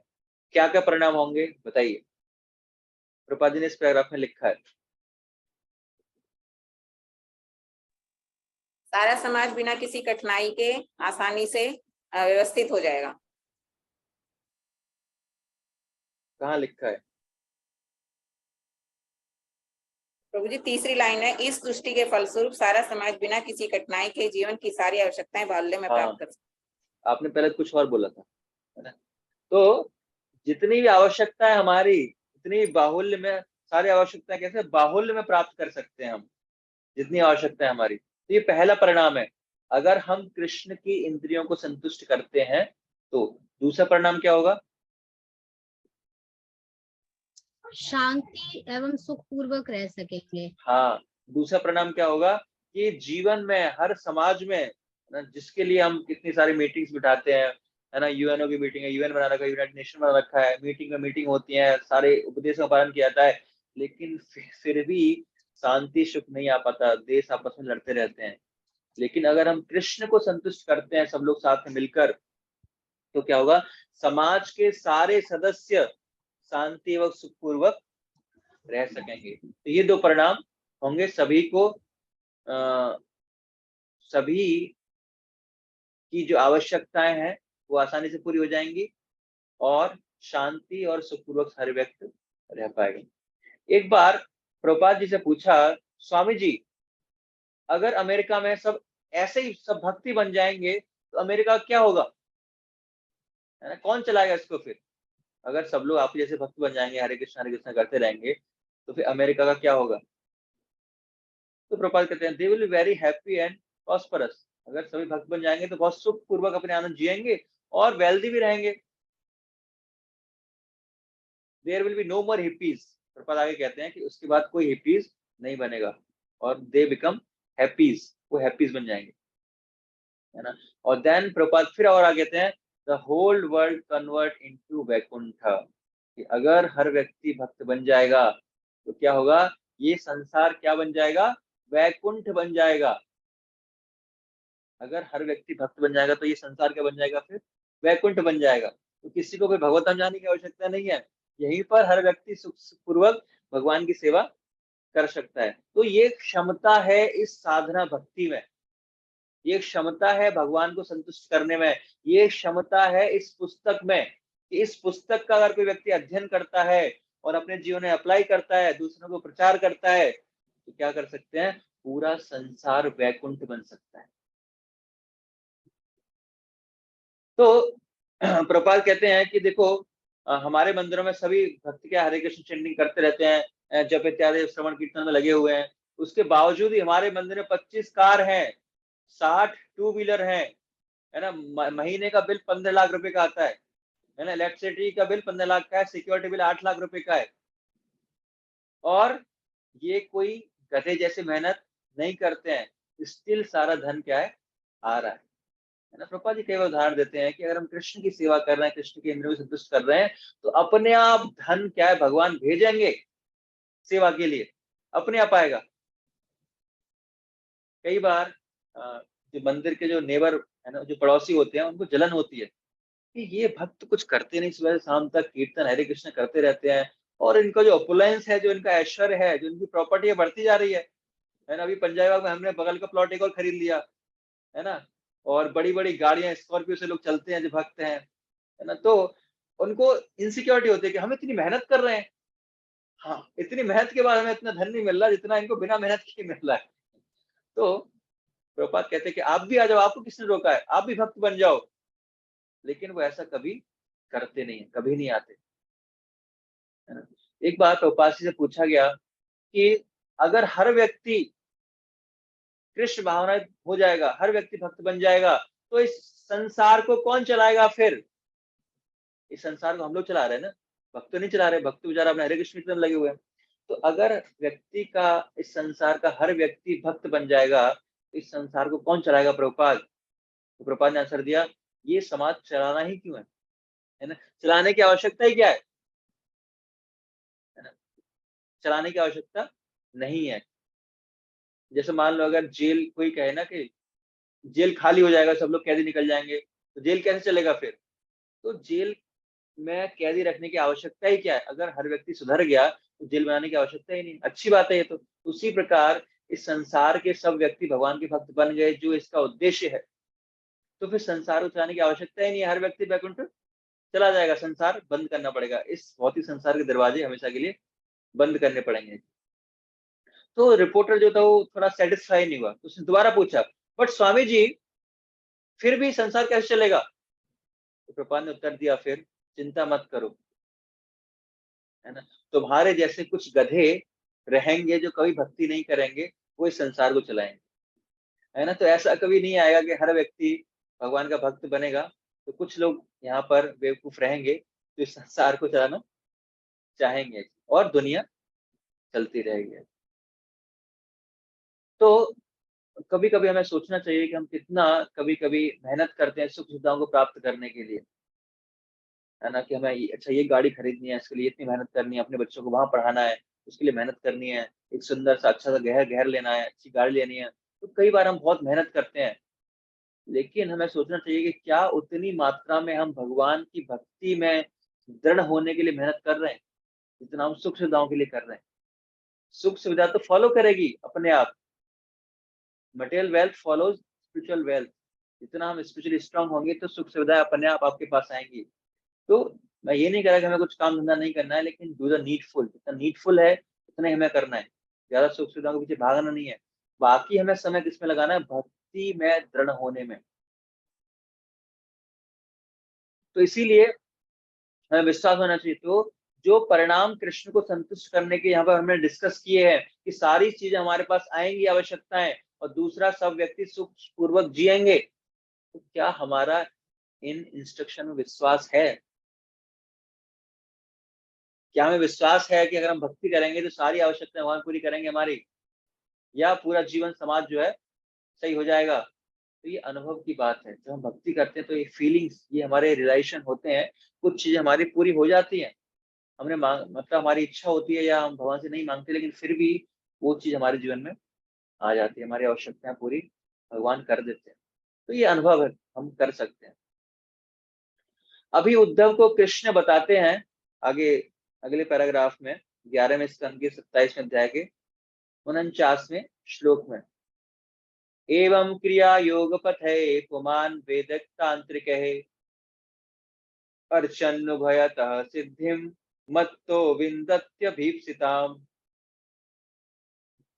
तो दूसरा पैराग्राफ पढ़िए इसका, श्रीमद् भागवतम में।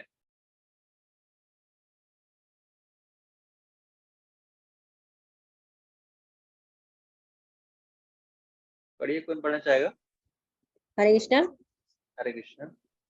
श्रीमद् भागवत में ही 11.27.49 में श्री कृष्ण ने उद्धव से ऐसे वचन कहे हैं। वे कहते हैं, हे उद्धव, सारे ही व्यक्ति अपने अपने कार्य में लगे हुए हैं। ये कार्य चाहे शास्त्रानुमोदित हो या सामान्य संसारिक कार्य हो, यदि वे इनमें से किसी भी कार्य के फलस्वरूप कृष्ण भावना भावित होकर मेरी पूजा करते हैं, तो वे स्वतः ही इस जगत में और परलोक में भी सुखपूर्वक रहते हैं। इनमें कोई संशय नहीं है। कृष्ण के इस कथन से हम इस निष्कर्ष पर पहुंच सकते हैं कि कृष्ण भावना अमृत में किए गए कार्यों में से प्रत्येक मनुष्य को की समस्त इच्छाओं की पूर्ति हो सकती है। हरे कृष्ण। तो यहाँ पर प्रभुपाद जी एक बहुत महत्वपूर्ण लाइन लिख रहे हैं, और अगर आपसे कोई पूछता है फ्यूचर में तो आप उसका जवाब दे सकते हैं। जैसे मान लो कोई व्यक्ति है, सॉफ्टवेयर इंजीनियर है और वहां पर जॉब कर रहा है, तो उससे अगर कोई पूछे कि ये कौन से शास्त्र में लिखा है कि सॉफ्टवेयर इंजीनियर जो होता है, इंजीनियरिंग में काम करना, ये भक्ति का अंग हो गया, ये कौन से शास्त्र में लिखा है? वो भक्ति अंग कैसे हो गया? तो भक्ति नहीं हुई। तो यहाँ पर रूप गोस्वामी उसको क्लियर कर रहे हैं। क्या लिख रहे हैं रूप गोस्वामी? कि हे उद्धव, सारे ही व्यक्ति अपने अपने कार्यों में लगे हुए हैं, हर व्यक्ति अपना कुछ न कुछ कार्य कर रहा है। इनमें से किसी भी कार्य के फलस्वरूप कृष्ण भावनावित होकर मेरी पूजा करते हैं। अगर हर कार्य में उन्होंने कृष्ण को सेंटर में रखा हुआ है, कृष्ण को केंद्र में रखा हुआ है, तो स्वतः इस जगत में और परलोक में सुखपूर्वक रहते हैं। तो इस जगत में भी सुखपूर्वक रहेंगे या परलोक में भी सुखपूर्वक रहेंगे। इससे पहले की जो लाइन है वो बहुत महत्वपूर्ण है हमारे लिए। वो क्या कह रहे हैं, ये कार्य चाहे शास्त्रोन्मोदित हो या सामान्य सांसारिक कार्य हो। यहाँ पर क्लियर कर दिया। तो कोई भी कार्य, चाहे शास्त्र में उस कार्य का वर्णन किया है, साधना भक्ति का अंग है या नहीं है, चाहे कोई सामान्य कार्य भी है, लेकिन अगर उस कार्य को हम कार्य के फलस्वरूप कृष्ण भावनात होकर भगवान की सेवा कर रहे हैं, उस कार्य को भगवान की संतुष्टि के लिए कर रहे हैं, तो क्या होगा, ऐसे लोग सुखपूर्वक इस संसार में रहेंगे और परलोक में जाकर सुंदर रहेंगे। तो अगर व्यक्ति कोई जॉब भी कर रहा है तो शास्त्र अनुमोदित नहीं है वो कार्य, लेकिन फिर भी अगर उसको भगवान की सेवा के लिए कर रहा है, भगवान की संतुष्टि के लिए कर रहा है, तो वो भी कार्य, वो सामान्य कार्य भी क्या होगा, उसको सुख प्रदान करने वाला होगा, वो भक्ति का अंग कहलाएगा। तो ये बहुत महत्वपूर्ण लाइन है, आप इसको याद कर सकते हैं। एवं क्रिया योग पथ है, कोई सामान्य कार्य अपमान या वैदिक तांत्रिक या वेदों का कुछ कार्य है, तो दोनों ही कार्य क्या है, भगवान की भक्ति में लगाए जा सकते। तो इसके बाद प्रभुपाद जी कंक्लूजन दे रहे हैं, इसका सार दे रहे हैं, लास्ट पैराग्राफ जो है इस चैप्टर का। तो पढ़िए लास्ट पैराग्राफ। इस प्रकार के शांत आंदोलन हरे कृष्णा। प्रभु जी मैं पढ़ूं? प्रभु जी पढ़िए, आप पढ़िए। इस प्रकार कृष्ण भावनामृत आंदोलन इतना उत्तम है कि इसमें अपने को ब्राह्मण, क्षत्रिय, वैश्य, शूद्र, ब्रह्मचारी, गृहस्थ, वानप्रस्थ अथवा सन्यासी कहने की भी आवश्यकता नहीं है। जो व्यक्ति जिस कार्य या व्यवसाय में लगा है वह उसी में लगा रहे। उसे चाहिए कि वे कृष्ण भावनामृत होकर अपने कर्मों के फल के भगवान कृष्ण की केवल पूजा भर करे। इससे सारी स्थिति संभल जाएगी और इस संसार में हर व्यक्ति सुख तथा शांति से रहेगा। नारद पंचरात्र में भक्ति के विधानों का वर्णन इस प्रकार मिलता है। शास्त्रों द्वारा स्वीकृत कोई कार्य जो भगवान की तुष्टि के उद्देश्य से किया जाता है, संत गुरुओं द्वारा भक्ति का विधान माना जाता है। यदि कोई व्यक्ति प्रमाणिक गुरु के निर्देशन में नियमित रूप से भगवान की ऐसी सेवा करता है तो वह धीरे धीरे भगवान की शुद्ध प्रेम भक्ति के पद को प्राप्त होता है। हरे कृष्ण।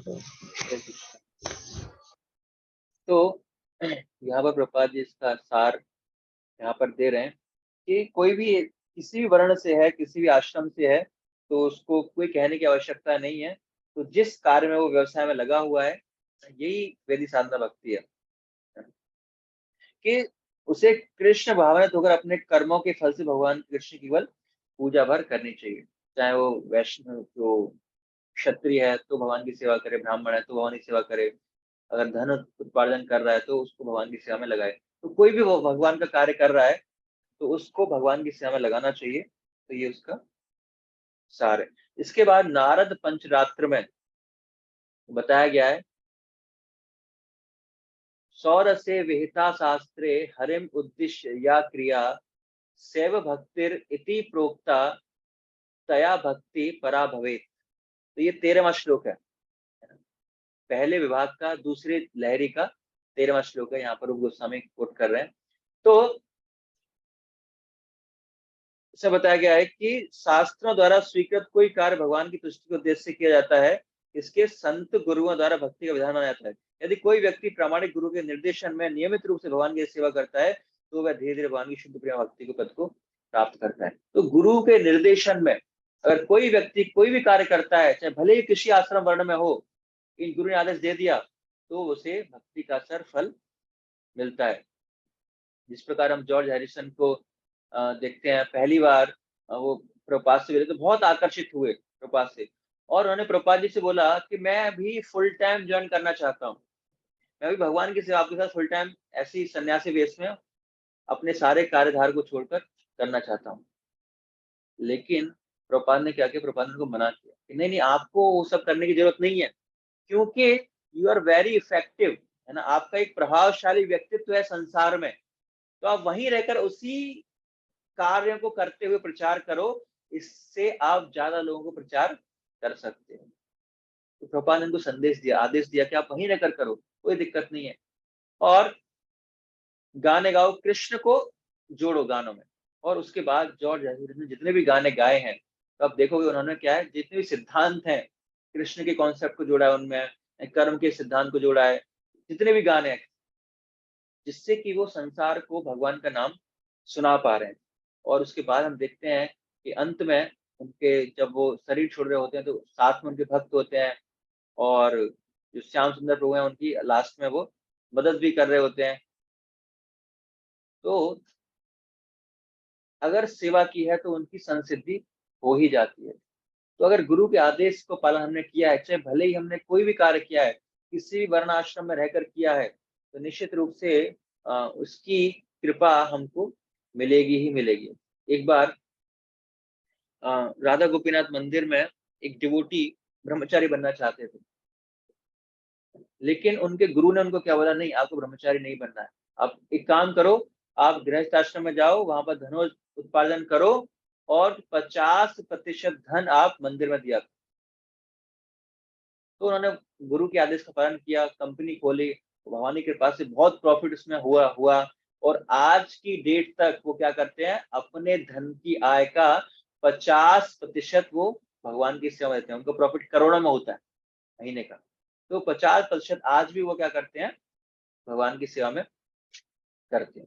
सो अगर गुरु की आज्ञा पालन करते हैं तो निश्चित रूप से हमारा जीवन क्या है, सफल होगा और वह धीरे धीरे भगवान की शुद्ध प्रेमा भक्ति के पद को प्राप्त करता है। लेकिन ये सारे जो हमें कार्य करने हैं, ये ध्यान रखना है हमें गुरु की गाइडेंस में करने हैं, या गुरु के जो प्रतिनिधि हैं उनकी गाइडेंस में करने हैं। अपने मन से कोई विचार लाके, धारा लाके किसी कंक्लूजन पर नहीं पहुंचना है कि नहीं मैं ऐसा कर सकता हूँ, इसको भगवान की सेवा लगा सकता हूँ। नहीं, अगर गुरु आपके कह रहे हैं या कोई गुरु का प्रतिनिधि आपको कुछ आज्ञा देता है, उसकी आदेशानुसार अगर कोई कार्य करते हो तो वो कार्य आपकी शुद्ध प्रेमा भक्ति के पद तक पहुंचाएगा। आप अगर आप मन के हिसाब से कुछ करोगे तो फिर वो कार्य आपके ज्यादा प्रभावशाली नहीं होगा। तो यहाँ पर ये सार रूप में प्रभुपाद जी इसके बारे में बताते हैं। तो हमने डिस्कस किया वैधि साधना भक्ति की परिभाषा पढ़ी कि जो वैधि साधना भक्ति मतलब जो या तो गुरु के द्वारा हमें दी जाती है या साधु की जो स्फूर्ति हमारे अंदर आती है उसको हम वैधि साधना भक्ति कहते हैं। और रागानुगा भक्ति जो स्वतः स्फूर्ति होती है हमारे अंदर कार्य करने की, सेवा करने की, उसको हम रागानुगा साधना भक्ति कहते हैं। तो इसका जो एसेंस है, सार क्या है वैधि साधना भक्ति का, कि कभी हमेशा कृष्ण को याद रखना, अपने मन को हमेशा कृष्ण में लगाना और कृष्ण को कभी ना भूलना है। और इसके एविडेंस भगवान उद्धव को देते हैं। और चारों जो सोशल ऑर्डर्स हैं, जो वर्णाश्रम है या वर्ण है, चार आश्रम है, इसको इनका क्या मतलब है, टू सेटिस्फाई कृष्ण, है ना, भगवान को संतुष्टि प्रदान करना ये होता है। और अगर हम भगवान की इंद्रियों को संतुष्टि प्रदान करते हैं तो इसका क्या परिणाम होगा, हमारी सारी आवश्यकताएं पूरी होंगी और समस्त जगत क्या होगा, सुख में हो जाएगी। हरे कृष्णा। तो जब हम कृष्ण भावनामृत में आए थे या कृष्ण भावनामृत में जुड़े, इस्कॉन में जुड़े, तो एक चीज थी जो हमें सबसे आकर्षित लगी। तो कोई बताना चाहेगा, कोई शेयर करना चाहता है कि जब आप इस्कॉन से जुड़े तो क्या चीज सबसे ज्यादा आपको आकर्षित लगी जिसके कारण आप उसका पालन करने लगे बाद में जाकर? कीर्तन। कीर्तन एक एक करके। जी सुकृति माता जी। कीर्तन और प्रसाद। कीर्तन और प्रसाद, ठीक है। और कोई? हरे कृष्ण प्रभु जी। हरे कृष्णा। मुझे सबसे पहले गौर आरती अच्छा लगा था। जब सबसे पहले मैं टेम्पल जुड़ी थी, शाम को जो गौर आरती होता है मुझे बहुत अच्छी लगी। गौर आरती जैसे ना जो नए लोग हैं वो शाम को कीर्तन में जाते हैं और वहां पर इतने सुंदर तरीके से गौर आरती हुआ करती है और इतने लोग नृत्य करते हैं तो बहुत आकर्षित होते हैं वो। और कोई? जी सावित्री गुप्ता माता जी। हरे कृष्ण प्रभु जी। प्रभु जी एक ही चीज बतानी है। हाँ एक ही चीज, जो सबसे पहले जो आकर्षित किया आपको? सबसे पहले जो मुझे आकर्षित किया था वो प्रभुपाद जी की डेटीज थी। मैं उनको रियल मान बैठी थी और जब मैंने ईस्ट ऑफ कैलाश टेम्पल में देखा था तो मुझे नहीं पता था कि वो उनकी डेटीज है और मैं उनको ऐसा समझ रही थी कि वो समाधि में बैठे हुए हैं और मैं उनके सामने प्रार्थना कर रही थी। फिर काफी टाइम में मतलब 15 मिनट के करीब मैं वहां पे खड़ी रही और लेकिन उनका कुछ भी रिएक्शन नहीं हुआ। तो मैं घर गई, उसके बाद भी मुझे नहीं पता, मैं काफी देर उस मंदिर में टाइम स्पेंड किया, सारे कीर्तन खिचड़ी प्रसाद सब लेकर जब मैं घर गई तो मैंने अपने ब्रदर से डिस्कस किया जो मुझसे 2 साल छोटे हैं, और वो भी अब पंजाबी विभाग में भर्ती करने लगे हैं। तो उससे जब मैंने डिस्कस किया तो उसने मुझे बताया कि वो तो शरीर छोड़ चुके हैं, वो तो उनकी मूर्ति है। तो फिर मुझे बड़ा ही मतलब लगा कि जिनकी मूर्ति इतनी रियल है, इतने, तो वो खुद कैसे होंगे। तो मुझे क्यूरियोसिटी जागी कि मैं उनके बारे में रीड करूं। तो ठीक मैंने है, भागवत थैंक यू। गीता के बस बैक इतना पेज पे बता बस। पढ़ना शुरू किया था, तो वो आगे फर्स्ट चीज। जी हरे हरे थैंक कृष्णा यू प्रभु, मुझे भगवत जी गीता का उपदेश या ज्ञान मतलब बहुत अच्छा लगा, तो मैं इसमें आई, मुझे आकर्षित किया। ठीक है, नेक्स्ट। प्रभु जी, इस्कॉन के मंदिर के जो विग्रह हैं वो बहुत सुंदर होते हैं, तो पुष्पों से वो मालाएं उनको बहुत मुझे आकर्षित किया था। ठीक है, हरे सावित्री कृष्णा गुप्ता प्रभु जी। हरे कृष्ण एंड प्रभु जी। जी माता जी हरे कृष्णा प्रभु जी। जी बोलिए पूजा माता जी। प्रभु जी, मुझे ना इस्कॉन में सबसे पहले मैं जब गई थी वहां पर सब बैठ के चैंटिंग कर रहे थे, वो मुझे बहुत अच्छा लगा था। मुझे ऐसे लग रहा था ये कुछ मुझे अलग लगा, जो इस दुनिया से थोड़ा अलग लगा। मुझे ऐसे लगा कृष्ण से डायरेक्ट मीटिंग पे बैठे हुए हैं, तो ये चीज मुझे बहुत आकर्षित किया वहां पे। ठीक है, सावित्री गोपिका हरे माता जी कृष्ण प्रभु जी। जी प्रभु जी मैं कुछ शेयर करना चाहूंगा। हाँ जी एक्चुअली प्रभु जी मैं अब्रॉड में गया था ऑन डेपुटेशन, तो वहाँ पे मेरे मन में भगवान श्री कृष्ण के प्रति पहले से बहुत सारे जो है क्वेश्चन होते थे। जैसे पहले बोलते थे भगवान ने ऐसे राज करा, वैसे राज करा, इतनी रानी है, उतनी रानियां हैं। तो मेरे मन में ये सब संशय रहता था। जब मैं वहाँ पे मैंने वहाँ पे भक्तों का संग किया और क्लास में कुछ मेरे मेरे ये क्वेश्चन की क्वेरी जो अपने आप से जो थी वो सॉल्व होने लगी, तो मेरे को बहुत अच्छा लगने लगा कि मेरे अंदर जो संशय थे वो मेरे जो है ना क्वेश्चन का आंसर मिलने लगा मेरे को। तो बस ऐसे करते करते इसमें जुड़ गए और फिर उसके बाद में ये मेरे को बहुत अच्छा लगा। मेरे को अभी मैं कहूँ कि मेरे को विग्रह से बहुत प्रेम है नहीं है, मेरे को सेवा से बहुत प्रेम है नहीं है, लेकिन मेरे जब क्वेश्चनों का जो आंसर आने लगा तो फिर मेरे को इसमें अच्छा लगा। ठीक है, थैंक यू। सावित्री गोपिका माता जी। हरे कृष्णा प्रभु जी। मैं मंदिर से तो नहीं स्टार्टिंग में उतना जुड़ी थी, बट सेंटर से, जहाँ पर हमारा सेंटर है वहां से मैं जुड़ी। मंदिर में हम लोग बहुत सालों पीछे तब तो सब इस्कॉन के नाम से, सेंटर भी मंदिर है माता जी। हाँ जी, वो तब मंदिर के लिए उतना वर्ड यूज नहीं होता था इस्कॉन, तब सब हम लोग हरियाणा से थे तो अंग्रेजों वाला मंदिर इस तरह का वर्ड यूज होता था। बाद में जाकर के हरे कृष्णा सुनने लगे कि हरे कृष्णा है। तो प्रभु जी जब मैं गई थी फर्स्ट टाइम सेंटर पे, तो मुझे यही अच्छा लगा। वहां पे सब जितने भी भक्त थे प्रभु जी, सबका जो सेवा भाव था ना वहां पर, वो मुझे इतना उस चीज ने अट्रैक्ट किया कि सभी एक से बढ़ के एक आगे होना चाह रहे हैं सेवा में, किसी को कोई थकावट नहीं हो रही किसी चीज में, और सब नए भक्तों को और आगे कर रहे हैं। नहीं तो मैंने बहुत सारे और भी संस्थाओं में देखा कि जो सीनियर्स रहते हैं वो सबसे पहले पहले आगे होंगे, कोई भी आएगा, बट यहाँ पर मैंने देखा कि वो नए भक्तों को आगे करते हैं, नहीं आप आगे, आप आगे, आप आगे। तो ये चीज मुझे बहुत अच्छी लगी इसमें। और दूसरा कि ये चीज जो भी हमारे यहाँ पर इस्कॉन में जो मैंने सब देखा कि जो भी कथा होगी उसके बाद जो ये क्वेश्चन आंसर सेशन रहता है ना, ये कहीं पर भी मैंने और नहीं देखा था। कि ये बहुत, इससे लगता है कि किसने क्या सुना और किसको कुछ अगर मन में है। नहीं तो बहुत सारी कथाओं में मैं पहले भी जाती थी, बस सुना और आ गए, किसी को कुछ नहीं पता क्या हुआ और क्या नहीं हुआ, घर आके सब वही बस। बट इसमें अपने क्वेश्चंस को जो भी हमारे मन में उसको सुन करके उठे, वो जो मेरे को मिला वो कहीं और नहीं मिला। एक्चुअली ये कोई आसान बात नहीं होती कि आप ऑडियंस को कह रहे हो कि आप प्रश्न पूछो, है ना। ये बहुत बड़ी बात है क्योंकि व्यक्ति सामने वाला कुछ भी पूछ सकता है और वो आपकी धज्जे उड़ा सकता है। तो बहुत बहुत बड़ी चीज है। लेकिन इस्कॉन में क्या बहुत आम बात है, हर व्यक्ति क्या है क्वेश्चन पूछो, क्योंकि छोटा व्यक्ति भी उसको पता है कि वो व्यक्ति दूसरे को सेटिस्फाई कर सकता है, बट बाहर के लोग नहीं कर पाते। Thank you. रति रूप कालिंदी माता जी। हरे कृष्ण प्रभु जी।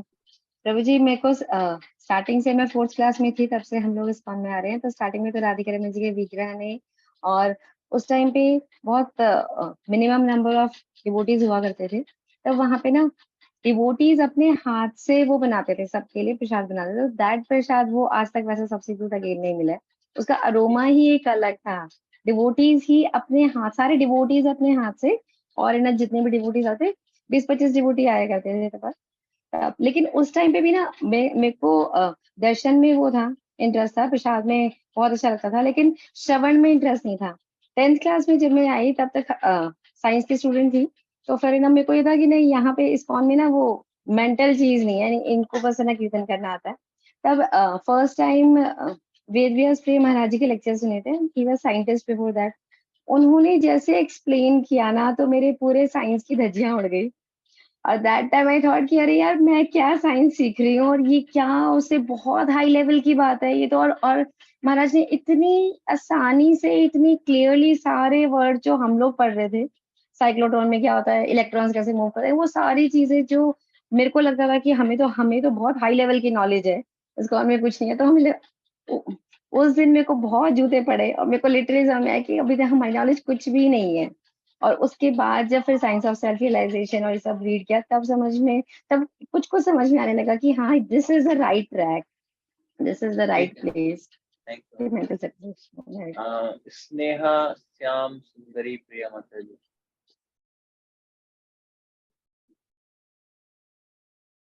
हरे कृष्ण हरे जी। प्रभु जी, सबसे पहले यहाँ इस्कॉन में मेरी बेटी गई थी अपने ताऊ जी के साथ। तो वो आते थे और हमसे ज्यादा बात नहीं करते थे, सीधा सुबह उठ के स्नान करके और कहते थे कि मैं जा रहा हूँ मंदिर, और शाम को आ करके और फिर वही प्रसाद पाना और सो जाना, सुबह चले जाना, ड्यूटी जाते थे, पानीपत से आते थे। मैंने उनसे कहा कि अगर ऐसे ही आना जाना इतनी दूर में महीनों बाद आते हो और कोई बातचीत कुछ नहीं करते हो, सिर्फ जाते हो आते हो और प्रसाद पाए और चले गए। उन्होंने बोला कि मैं इस्कॉन में जाता हूँ और वहां जाके आप देखो कि कैसे भक्ति में आगे बढ़ा जाता है, कैसे भक्ति करी जाती है। साथ में मेरी बेटी को भी ले गए थे, स्नेहा को। तो इसने आकर के बताया प्रभु जी कि मम्मा, अगर यहाँ कहीं भी इस्कॉन है तो आप भी एक बार जाके देखो, वहाँ अलग ही आनंद है, और सच्चाई जो है, सच्चाई है वहां पर की, और कोई कपट नहीं है, निस्वार्थ सेवा चलती है। प्रभु जी, उसके कहने पे मैंने ढूंढा कि यहाँ कहाँ इस्कॉन है। मेरी फ्रेंड ने मुझे बताया, सत्संग मंजरी माता जी यहाँ पे है। उन्होंने मुझे बताया कि हाँ, सेक्टर 4 में हमारे यहाँ वैशाली में क्लास होती थी। उनके साथ जब मैं एक बार गई तो वहां जाके मैंने देखा संकीर्तन, प्रसाद, और एक दूसरे की बहुत ज्यादा केयर कर रहे हैं। तो ये देख करके मैं इस्कॉन में जुड़ी प्रभु जी, मुझे पता चला कि इस्कॉन में वास्तव में सच्ची कितनी अच्छी है। तो आपकी दीक्षा हुई, बेटे की दीक्षा नहीं हुई? अभी नहीं हुई प्रभु जी। वो पहले जुड़ी थी, उसकी दीक्षा नहीं हुई जी। ये कोई बात नहीं। आगे हाँ। नेक्स्ट सत्ती गुणमयी माता जी।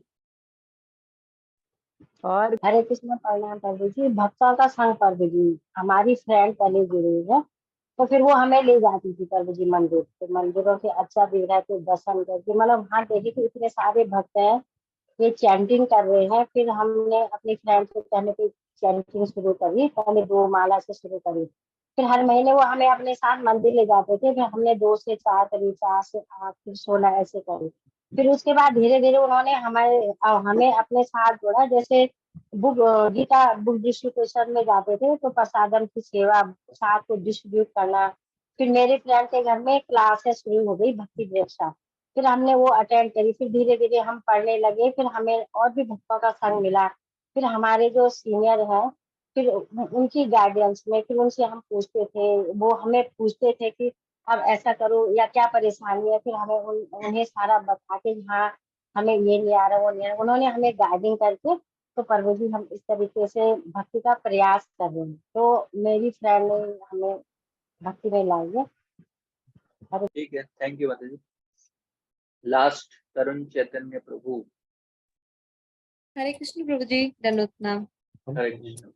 प्रभु जी, मुझे इस्कॉन का डिवोटी केयर जो है वो सबसे अच्छा लगा, क्योंकि मैं जब पहली बार आई थी तो एक डिवोटी ने जो है बहुत ही केयर किया अपनी डॉटर की तरह, और सामने बैठ के प्रसाद खिलाया। वो डिवोटी केयर की वजह से आज मैं इस्कॉन में हूँ। ठीक है, थैंक यू। हरे कृष्णा।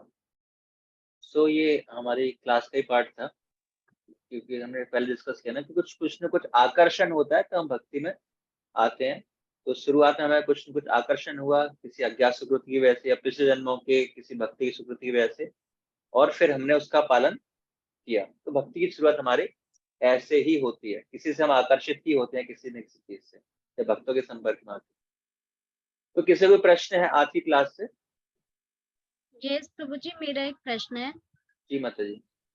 प्रभु जी, वो जो फर्स्ट पेज पे हमने डिस्कस किया था कि हमें तर्क वितर्क में नहीं पढ़ना चाहिए, जी तो कई बार क्या होता है कि जो बाहर के लोग हैं ना, वो मतलब टेस्ट करने के लिए भी ना कि हमें कुछ आता भी है नहीं आता है। जैसे मेरे साथ हुआ है एक बार ना कि एक थोड़े ओल्ड से अंकल थे, उन्होंने मुझे बहुत सारे क्वेश्चंस पूछे। पहले मैं इतना मतलब सिंपल सा आंसर कर रही थी, फिर उनको लगा कि शायद पता नहीं हम लोग ऐसे ही कंठी माला पहन के तिलक लगा के घूमते रहते हैं बेवकूफों की तरह।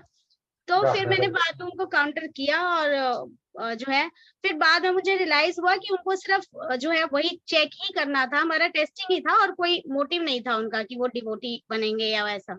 तो कई बार सिचुएशन ऐसे आते हैं ना, तो उस केस में भी क्या हमें मतलब ठीक है छोड़ दे उनको, या उनको अगर वो कुछ पूछ रहे हैं ऐसे कोई अपने इस्कॉन की फिलॉसफी देखो, या गुरु महाराज जी, तो फिर नहीं करना एक्चुअली चाहिए? तर्क वितर्क मतलब अगर उन्होंने कुछ प्रश्न पूछा है उस भाव से, तो एक आध प्रश्न का उत्तर देने में कोई दिक्कत नहीं है। लेकिन तर्क वितर्क का मतलब होता है कि आप तर्क दे रहे हो, फिर वो वितर्क दे रहे हैं, फिर आप तर्क दे रहे हो, तो सामने सुन ही नहीं रहा है। इसीलिए उससे हमें कोई लाभ नहीं होगा और ना वो व्यक्ति सामने वाला भक्त भी बनेगा। तो उससे अच्छा क्या है कि अगर आपको पता है कि उसका किसी चीज में कुछ इंटरेस्ट है ना, मूवी देखने में इंटरेस्ट है, कृष्ण मूवी दे दो, मतलब उसका इंटरेस्ट देख के प्रसाद दे दो, कुछ दे दो, तो वो ज्यादा प्रभावशाली होगा रादर देन तर्क वितर्क के, जिससे कि उसको अज्ञात स्वीकृति मिलेगी, वो आगे जाके फ्यूचर में कोई भक्त बन सकता है। तो ऐसा करेंगे, मंदिर इनवाइट करा सकते हो उसको, तो वो ज्यादा प्रभावशाली है। तर्क वितर्क से वो कोई भक्त नहीं बनेगा, समझ रहे हो? और उसका कोई सोल्यूशन भी नहीं है। हम इधर से तर्क देंगे, वो तो वितर्क देगा, वैसे चलता रहेगा। वो उसको सुनना ही नहीं है, तो उसको सुनना ही नहीं है, तो हम कब तक सुनाएंगे? इसलिए शांत रहो, है ना? हरे हरे कृष्ण प्रभु जी। हरे कृष्ण। जी माता जी। प्रभु जी, मेरा एक क्वेश्चन था। आपने ये पेज नंबर 23 पे बताया था साधना भक्ति का सार,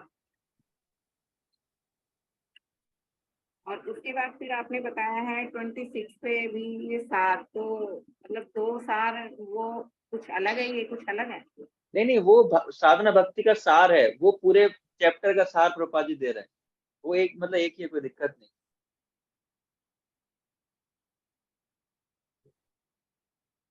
जैसे चैप्टर क्लोज होता है ना, प्रभुपाद जी सार देते हैं, कंक्लूजन।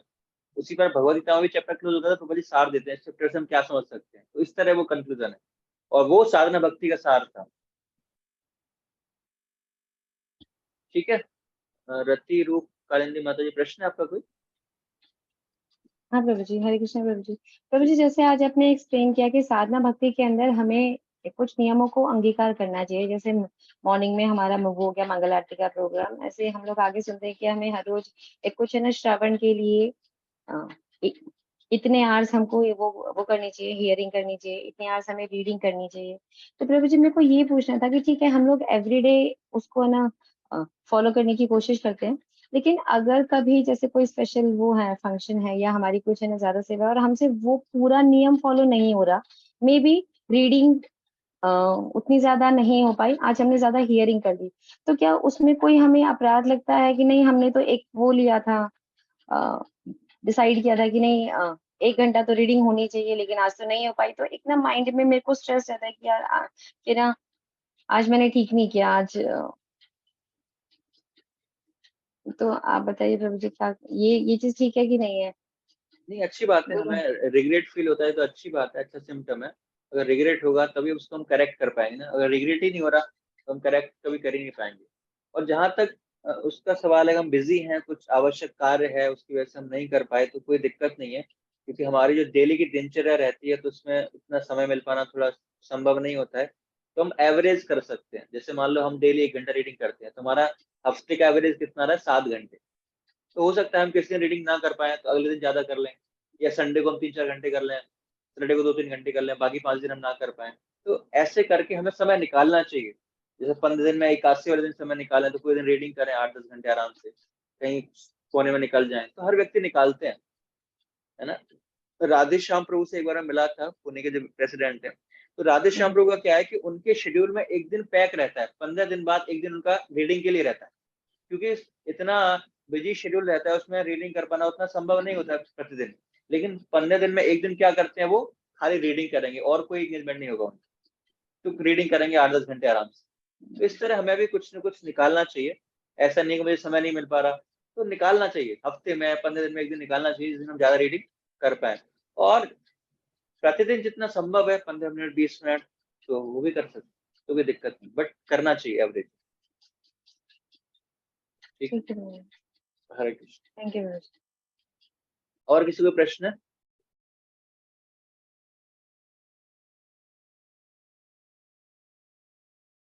ठीक है, तो अगले मंडे को फिर से हम इसके नेक्स्ट चैप्टर है भक्ति की जो पात्रता है, कौन व्यक्ति भक्ति कर सकता है, उस पर चर्चा करेंगे। जो थर्ड चैप्टर, फोर्थ चैप्टर और फिफ्थ चैप्टर हम पढ़ेंगे। तो बहुत बड़े बड़े चैप्टर हैं, आप कृपा करके उनको पढ़ के आइए। तो जो मेन चीज थी हमारी ऑलमोस्ट पूरी हो चुकी है ना। अब जो हम थोड़ा फास्ट चलेंगे, अभी हमने एक चैप्टर एक दिन में कंप्लीट किया, बहुत स्लो चल रहे थे।